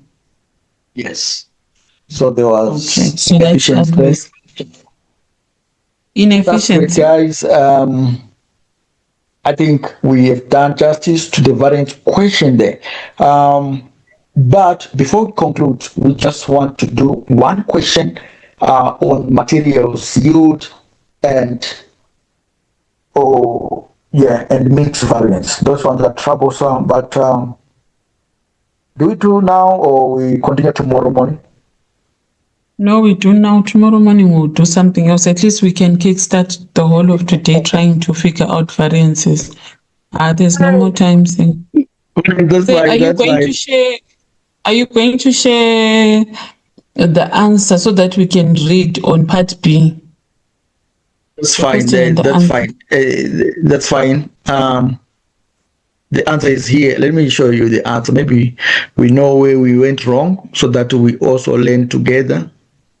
I was curious for part B, so that the theory part, at least you can read what the examiner wants you to write. Okay. So it seems like we can make another question to save time. Okay, it's fine. So it's actually we the right in the right direction, 3.850. We asked it correctly. Then for the other one, let me check did we do it right? Yes, 2,200 adverse there. Then the other one, 7,000 favorable, 85,000 adverse. Oh man. So we were actually roaring the skies. Okay. Wow. So 21,000. So we should clap hands for ourselves. We did it right. Okay. Now for the second part, an explanation of planning and operational variances. Because the question was saying you need to explain what these materials price planning variances and material price operational variances mean. So before the material price planning and operational variances were calculated, the only information available as regards material purchasing was that there was an adverse material price variance of 28,000. The purchasing department will be assessed on the basis of this variance, yet on its own, it is not a reliable indicator of the purchasing department's efficiency. The reason it is not a reliable indicator is because market conditions can change, leading to an increase in price, and this change in market conditions is not within the control of the purchasing department. Remember, we said that we should only be assessed on things which we can control. By analyzing the materials price variance further and breaking it down into two components, planning and operational, the variance actually becomes a more useful assessment tool. The planning variance represents the uncontrollable element and the operational variance represents the controllable element. Why is the planning variance representing the uncontrollable element? This is because it is a variance, it is based from standards set by the head office, and I'm just a factory manager. I cannot control those variances. They are outside my control. The things I can control are the operational ones, because I'm the one who's going to get into the market and look for those materials physically and pay. So I should be then judged on operational variances. The planning variance is really useful for providing feedback on just how skilled management is in estimating future prices. So planning tells whether they are good at budgeting. Sometimes the head office is just full of dunderheads. As can be seen in Carad, the material price operational variance is favorable, which demonstrates that the purchasing department managed to acquire the component which was in short supply at a better price than expected. Without this breakdown in the variance, the purchasing department could have been held accountable for the overall adverse variance, which was not indicative of their actual performance. This is then a fairer method of assessing performance and will in turn stop staff from becoming demotivated. Okay, guys, thank you so much. There is question number 5, I think. Question number 5. Question number 5 is a very interesting question, but very, very problematic.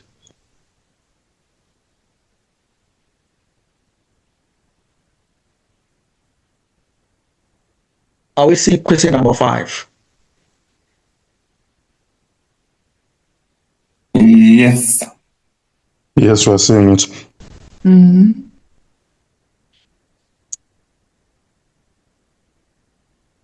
So, based on the above, let us start with the requirement.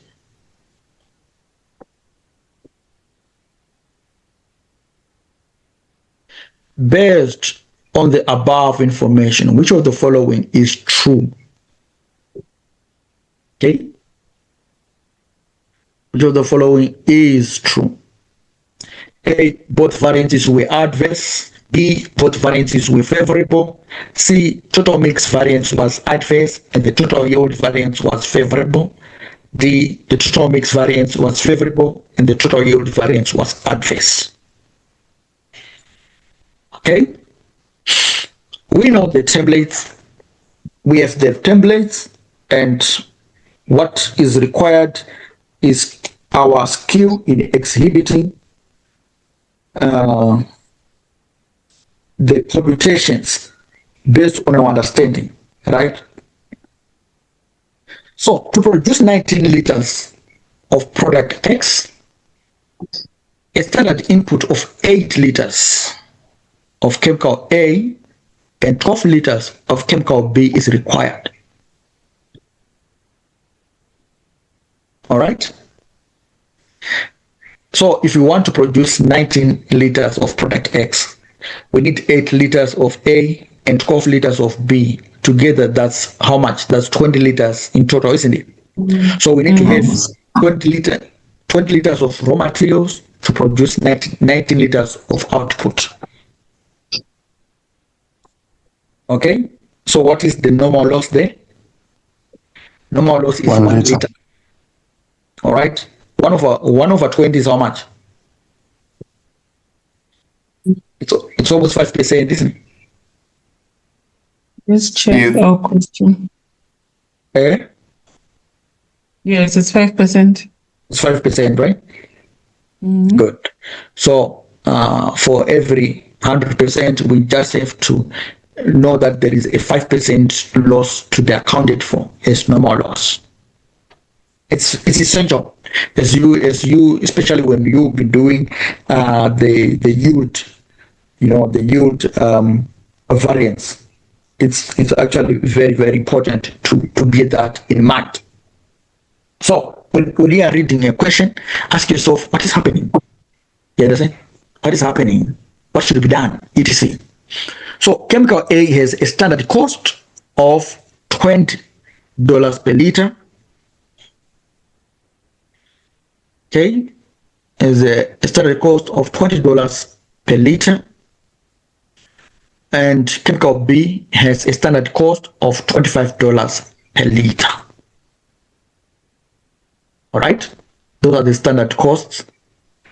During September, the actual sales showed that 1,850 liters of product X were produced using a total input of 900 liters of chemical A and 1,000 liters of chemical B. So these are the actual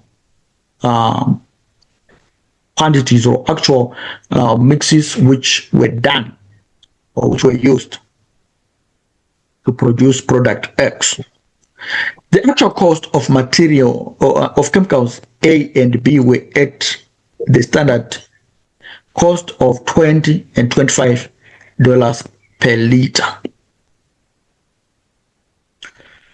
So those are the the information. That's the information which was required. So here the examiner did not say compute the material mix variance or materials yield variance, but you will lead yourself in the examination. Why? Because in the answers, those variances are spoken about. So you need to calculate them. Even if the examiner didn't say calculate them. Are we in agreement? Yes. Okay. I mean, did he say calculate them? No.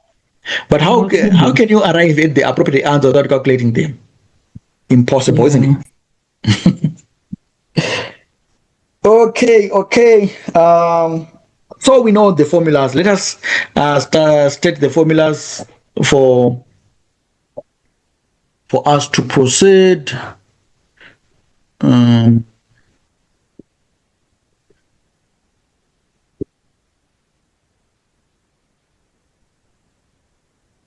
Can somebody restate the formulas for these? The formulas are quite lengthy. They're quite long. It seems like the screen is now too small, isn't it? I mean, the font. Can you still see it? Yeah, it's just a little bit. Okay. So let me try to revisit because my head is now cracking. Let me try to revisit the formulas for these materials. What? Are you see the formulas, guys? Yes. Any? Are we together then? Yes, I am. Great. So let me just copy these formulas to another sheet so that we'll be having some convenience. But guys, do not enter into the exam hall without, having these formulas cast at the back of our heads, because they're actually a passport. Okay. Let's start with materials. Materials mix.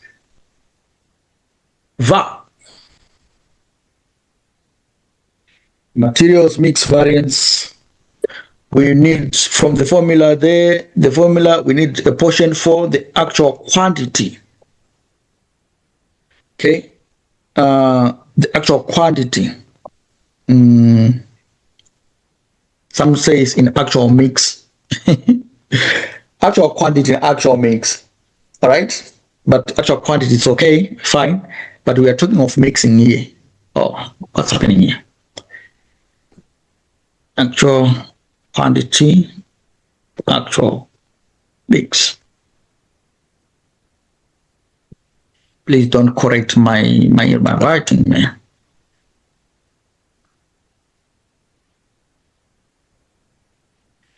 Okay, and then we have got a portion for actual quantity, standard mix.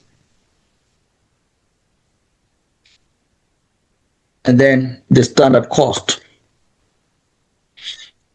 All right. We have got how many products here?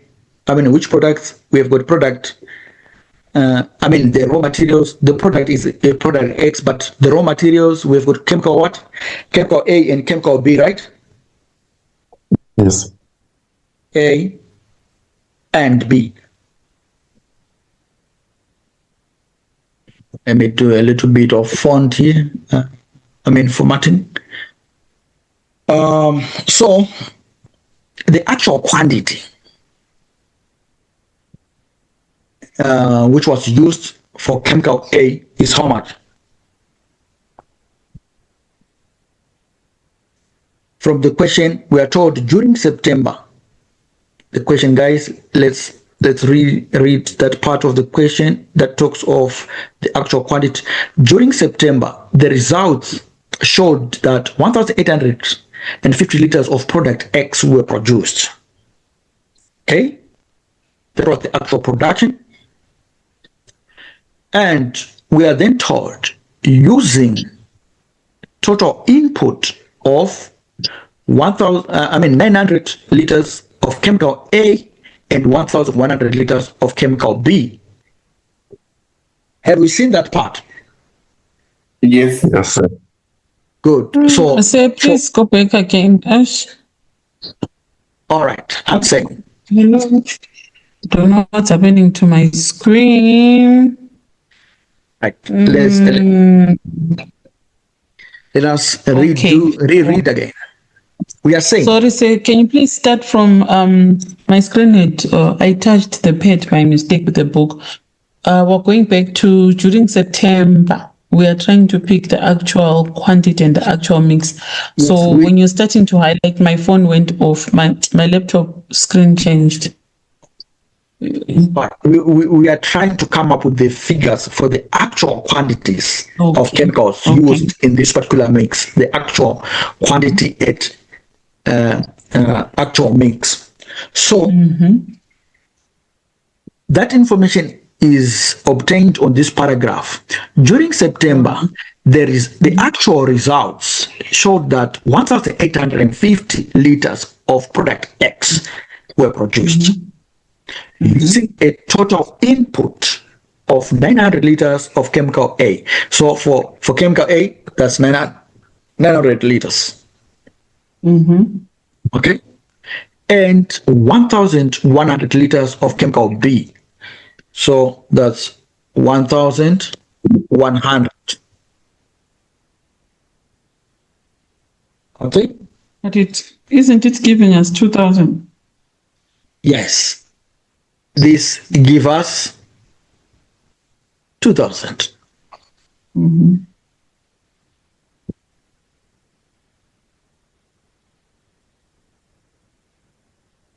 All right. But now, we then have to regress this, the actual quantity and actual mixes to be regressed against the actual quantity in standard mix. So what is the standard mix?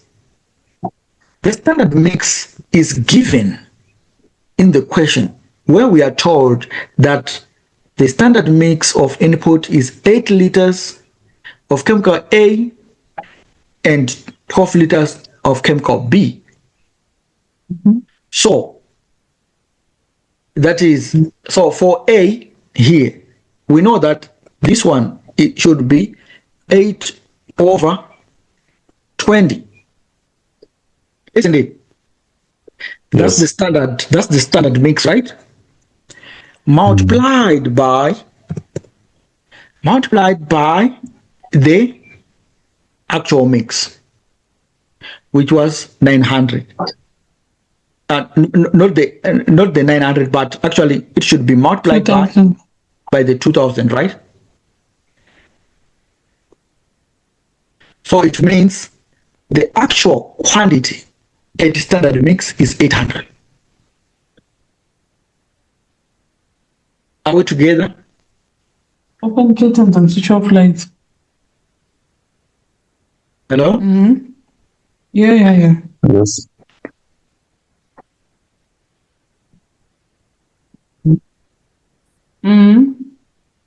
Sometimes if you simply drag like this, you get a 0. Why? Because there is need for placing those, dollar signs, those things. All right. Or to lock the cells. Hello? Like to lock the cells as you multiply. Yes, to log the cells and so forth, right? All right. But I'm not good at that, so I'm prepared to just take the longer route. All right. So for B, we just do what we did there. So we know that for B, we need 12/20 multiplied by 2,000, isn't it? Yes. Yes, sir. Good. And then what is the standard cost for A? The standard 20. cost for A, that 20. information. Standard, It's $20. that's $20, right? Yes. And then for B, $25. 20. 25. Somebody's calling.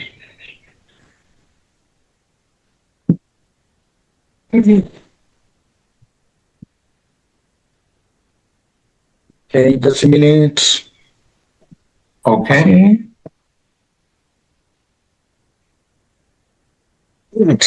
Now, the variance, we just do what, so once we get the figures, the variance, it won't be an issue.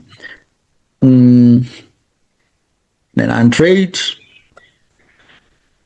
minus 800 multiplied by 20.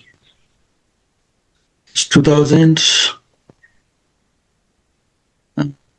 This one is giving us some negative there.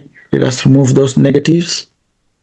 But you can safely see that you have been given some indicator that those variances, those two variances, either one is going to be favorable, the other should be adverse. It's just an indicator. You see, it's just an indicator that tells you that as long as their direction is different, they should have some different conclusion. So let's start with A, for chemical A, the variance is 2000. Was that favorable or adverse?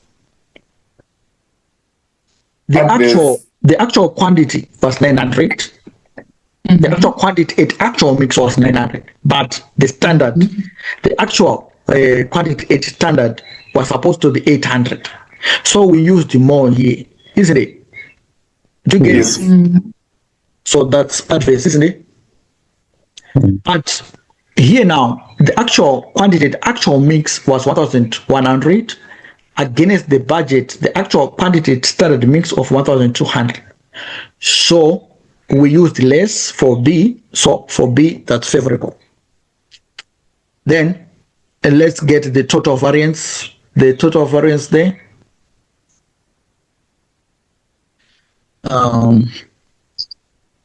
Here now, we have to be careful.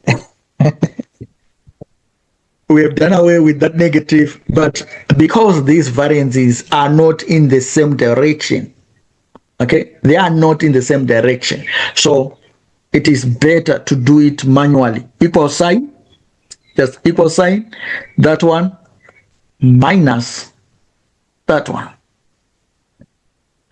You get your 500 negative there, and I'm sure, let's try to put a negative there to see, because those negatives are not required by examiners. Oh, look at what is happening now. There's a problem. Okay, so I'm saying this Excel thing. All right,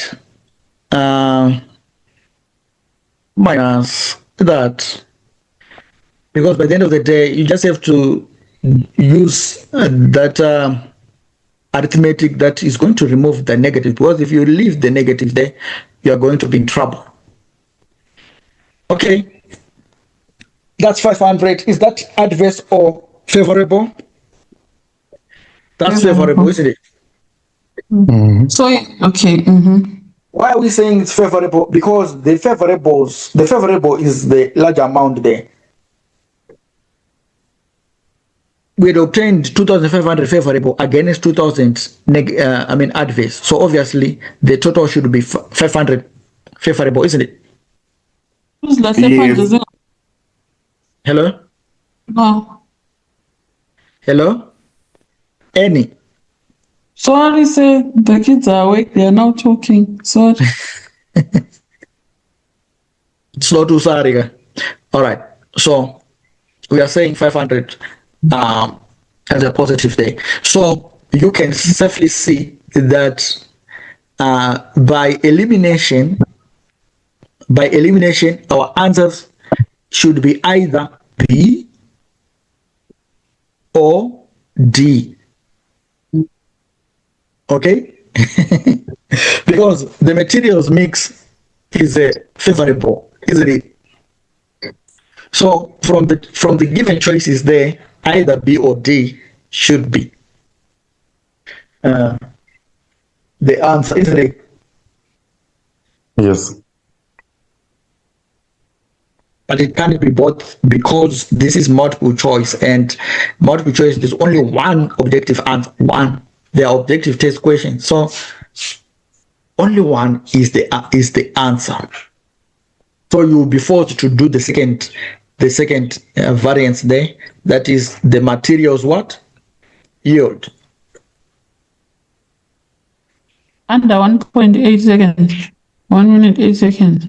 You?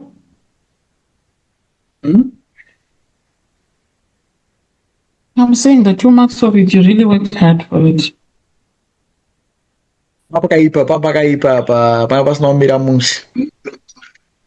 Yeah, okay, we have the formula for the materials yield variance there, where we say that it should be actual quantity in standard mix. All right, but it is good practice to start with the standard, the standard part of the variance, and then the actual later in your formula. Because if you start with the actual, sometimes it causes a lot of confusion. But anyway, let us continue, since that's how we have written the variance is initially there. So that's fine. So we list actual quantity, its standard mix, and then standard quantity, okay, at standard mix. Here we shorten it to simply say standard quantity, but it's actually at standard mix. Remember, these are mixed variances. Okay, multiplied by the standard what? The standard cost.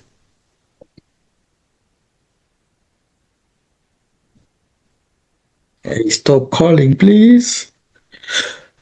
Okay, we do the same. These are two products, product A, product B.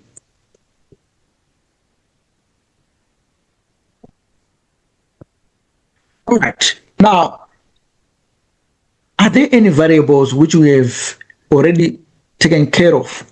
This one, we should just copy and paste. Then the actual quantity in standard mix. Don't we have this one already? We have this one. All right, the pasting was the problem. Let's start to do this. What's happening? Let's with the second. Okay. Hello? This Excel. You can pay. Okay. All right. I'll improve later on. Okay. So 800 and 1,200. We've just copied and pasted. Now, what about the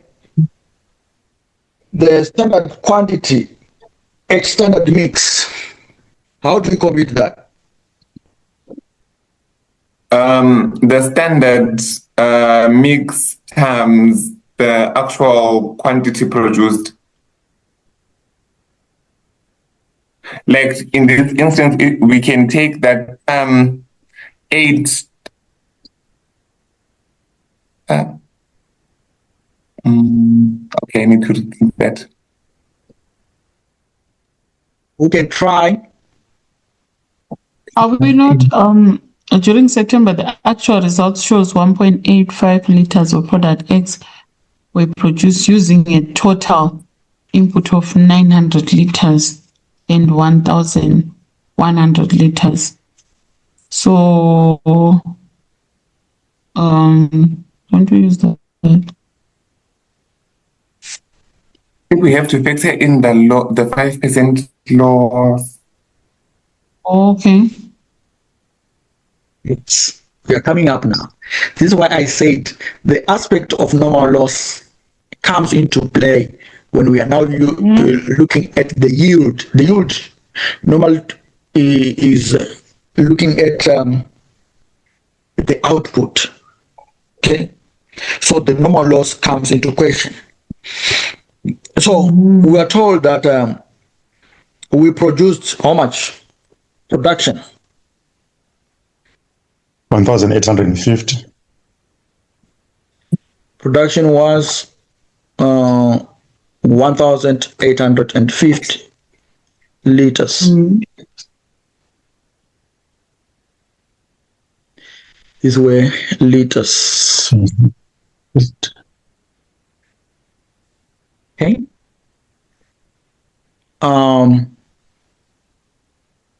But production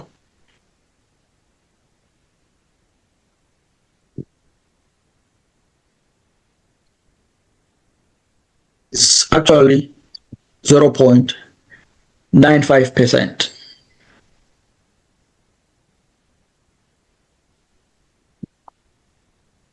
after normal loss.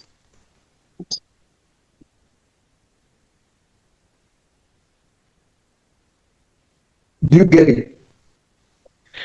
This 1,850 was simply 0.95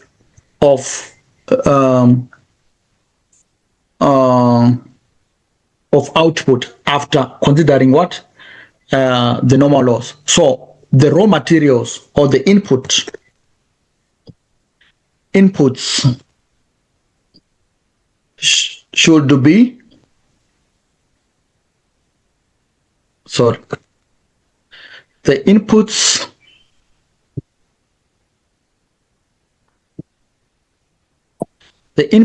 should be more. Why are we saying they should be more? Because the 1,850 is the actual product after certain materials have been lost along the way. All right? And what has been lost was the 5% of the raw material. So the inputs should be equal sign 1,850 divided by 0.95 to get a higher figure. So what was input was 1,947 liters. That was the input.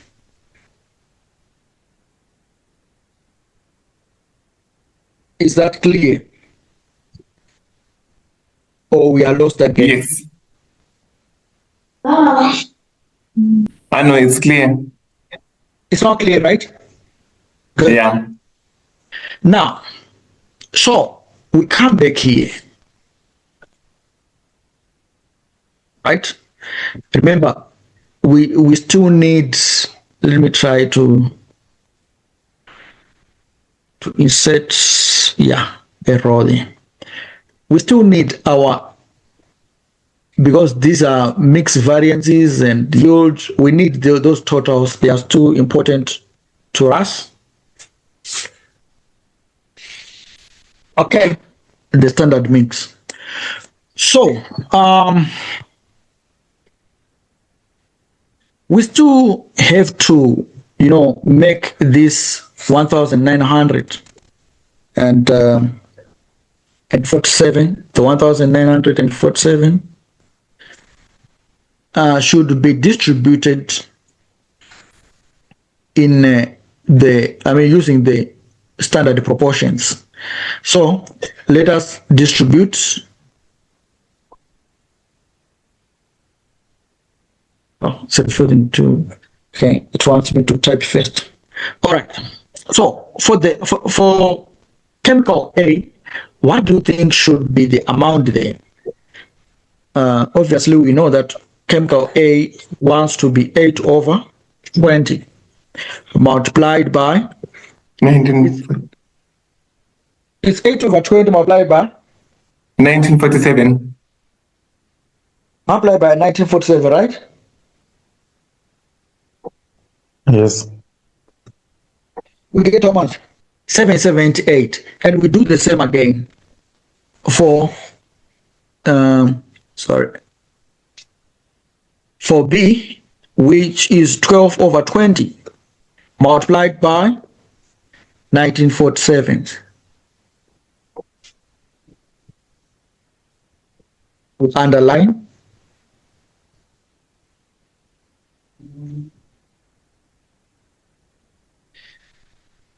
Okay, and then we do the variance. And are you still there? Or we are lost somewhere? You're dragging me. I'm here. I'm too fast. No, you're okay, but it's me who's actually in shock of what we uncovered. I just pray the question comes as it is. If I see the figures are the same, then I pick the answer and move. Okay, the troublesome here is this total. The troublesome figure is that total. But to get that total is very, very, very simple, because you just have to factor in the normal loss on the actual production. The actual production was 1,850 liters, but we are told that this, because remember, at the start, we were told at the start of the question that 19 liters of product X, right, Used to produce 20 liters. require 20 liters of raw materials. 19 That's when we know that there's a normal loss. You understand? So 19 over 20, that's 95%, isn't it? That's 95%. So 100% of raw materials is going to give us 95% of output. So if we are given the output, to determine the input, you just have to say output divided by the percentage of output. Percentage of output was 95%. So this one we divided by it to get a more high figure. Okay, so let us get the total variance there.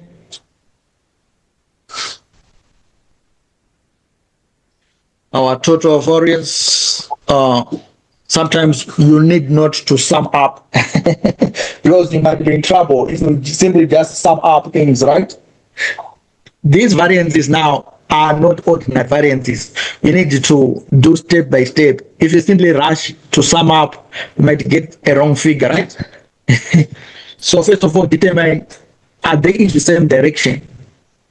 Okay, so the actual quantities at standard mix for chemical A, the actual quantity at standard mix was 800, but the standard quantity at standard mix was 778. So is this adverse or favorable? Adverse. Why adverse? I think it's favorable.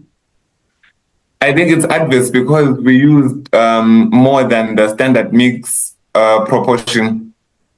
Yes, even if the way the standard mix was found in this first variable, there is a more superior standard here because this is standard quantity at standard mix, which becomes the baseline budget, and this one becomes more of an actual event.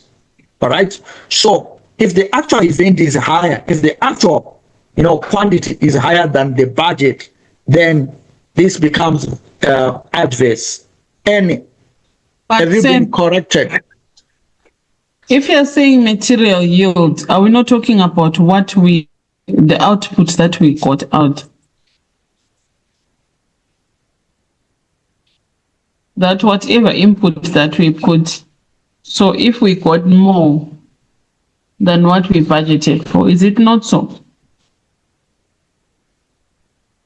Can somebody help there? Can somebody explain? All right, what I think is these variances and are speaking about the inputs. The first variance, the material mix, is telling us about the quantities which were used in the mix. But the yield is telling us of the quantities which were used in the output. Okay. Okay?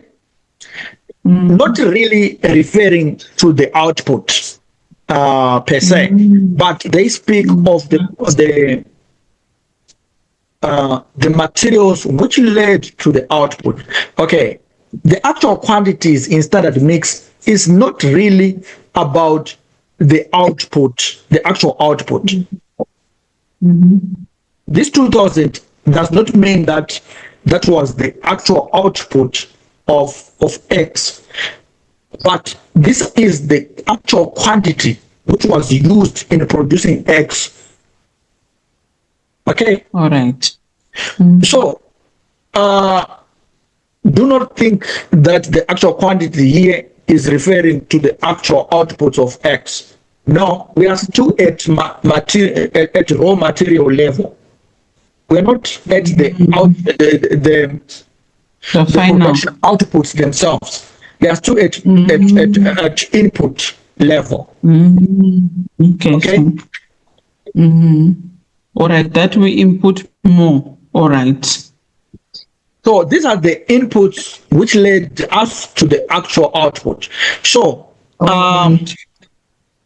if we used 800 instead of 778 kgs, That's Therefore, why we worry about the quality of stuff the materials that we're using. And it stuff. simply means that we used more, or maybe because they were a cheaper quality. Okay. Now, I know I'm answered. Thank you. okay. Now for B, we used 1,200 instead of 1,168. So again, it is adverse. Okay. So you can now sum up because there are variances in the same order. Okay. There are variances in the same order, so you can just sum up. Hey, what I mean, you can sign sum. Oh, that was very interesting for 2 marks. Hello. No, I'm saying it was quite interesting for 2 marks. I actually, yeah. Okay. So guys, I want you to do question. Okay, you can do question jellyfish. You have got jellyfish, and one of you is going to present. So you do it together. One of you is going to Okay. present. We'll give you 15 minutes to do that question. When we meet, before we start something else, and that something else we are going to embark on is something to do with transfer pricing. Okay. Okay, sir. Is that clear? So we Yes, are sir. meeting. We are meeting when? Today AM again. So Can we not do even evening and morning? The exam is now around the corner. evenings? Let's And do then it in the early morning, please. evening we revise. Eh? Sorry? Let us do Auntie, sir? tomorrow morning, guys. And tomorrow morning, I want you guys to catch up with the time, right? In the Okay, evening, but I'll say be- you give us an hour in the evening, then tomorrow morning we'll see you. Maybe around, I don't know, maybe around 9. Just give us 9 to 10 to revise the question. Then tomorrow morning it's a different field altogether. All right. Okay, so that's fine. All right, 9 o'clock. We'll communicate around 9. Okay, so today we'll meet at around 9. That's fine.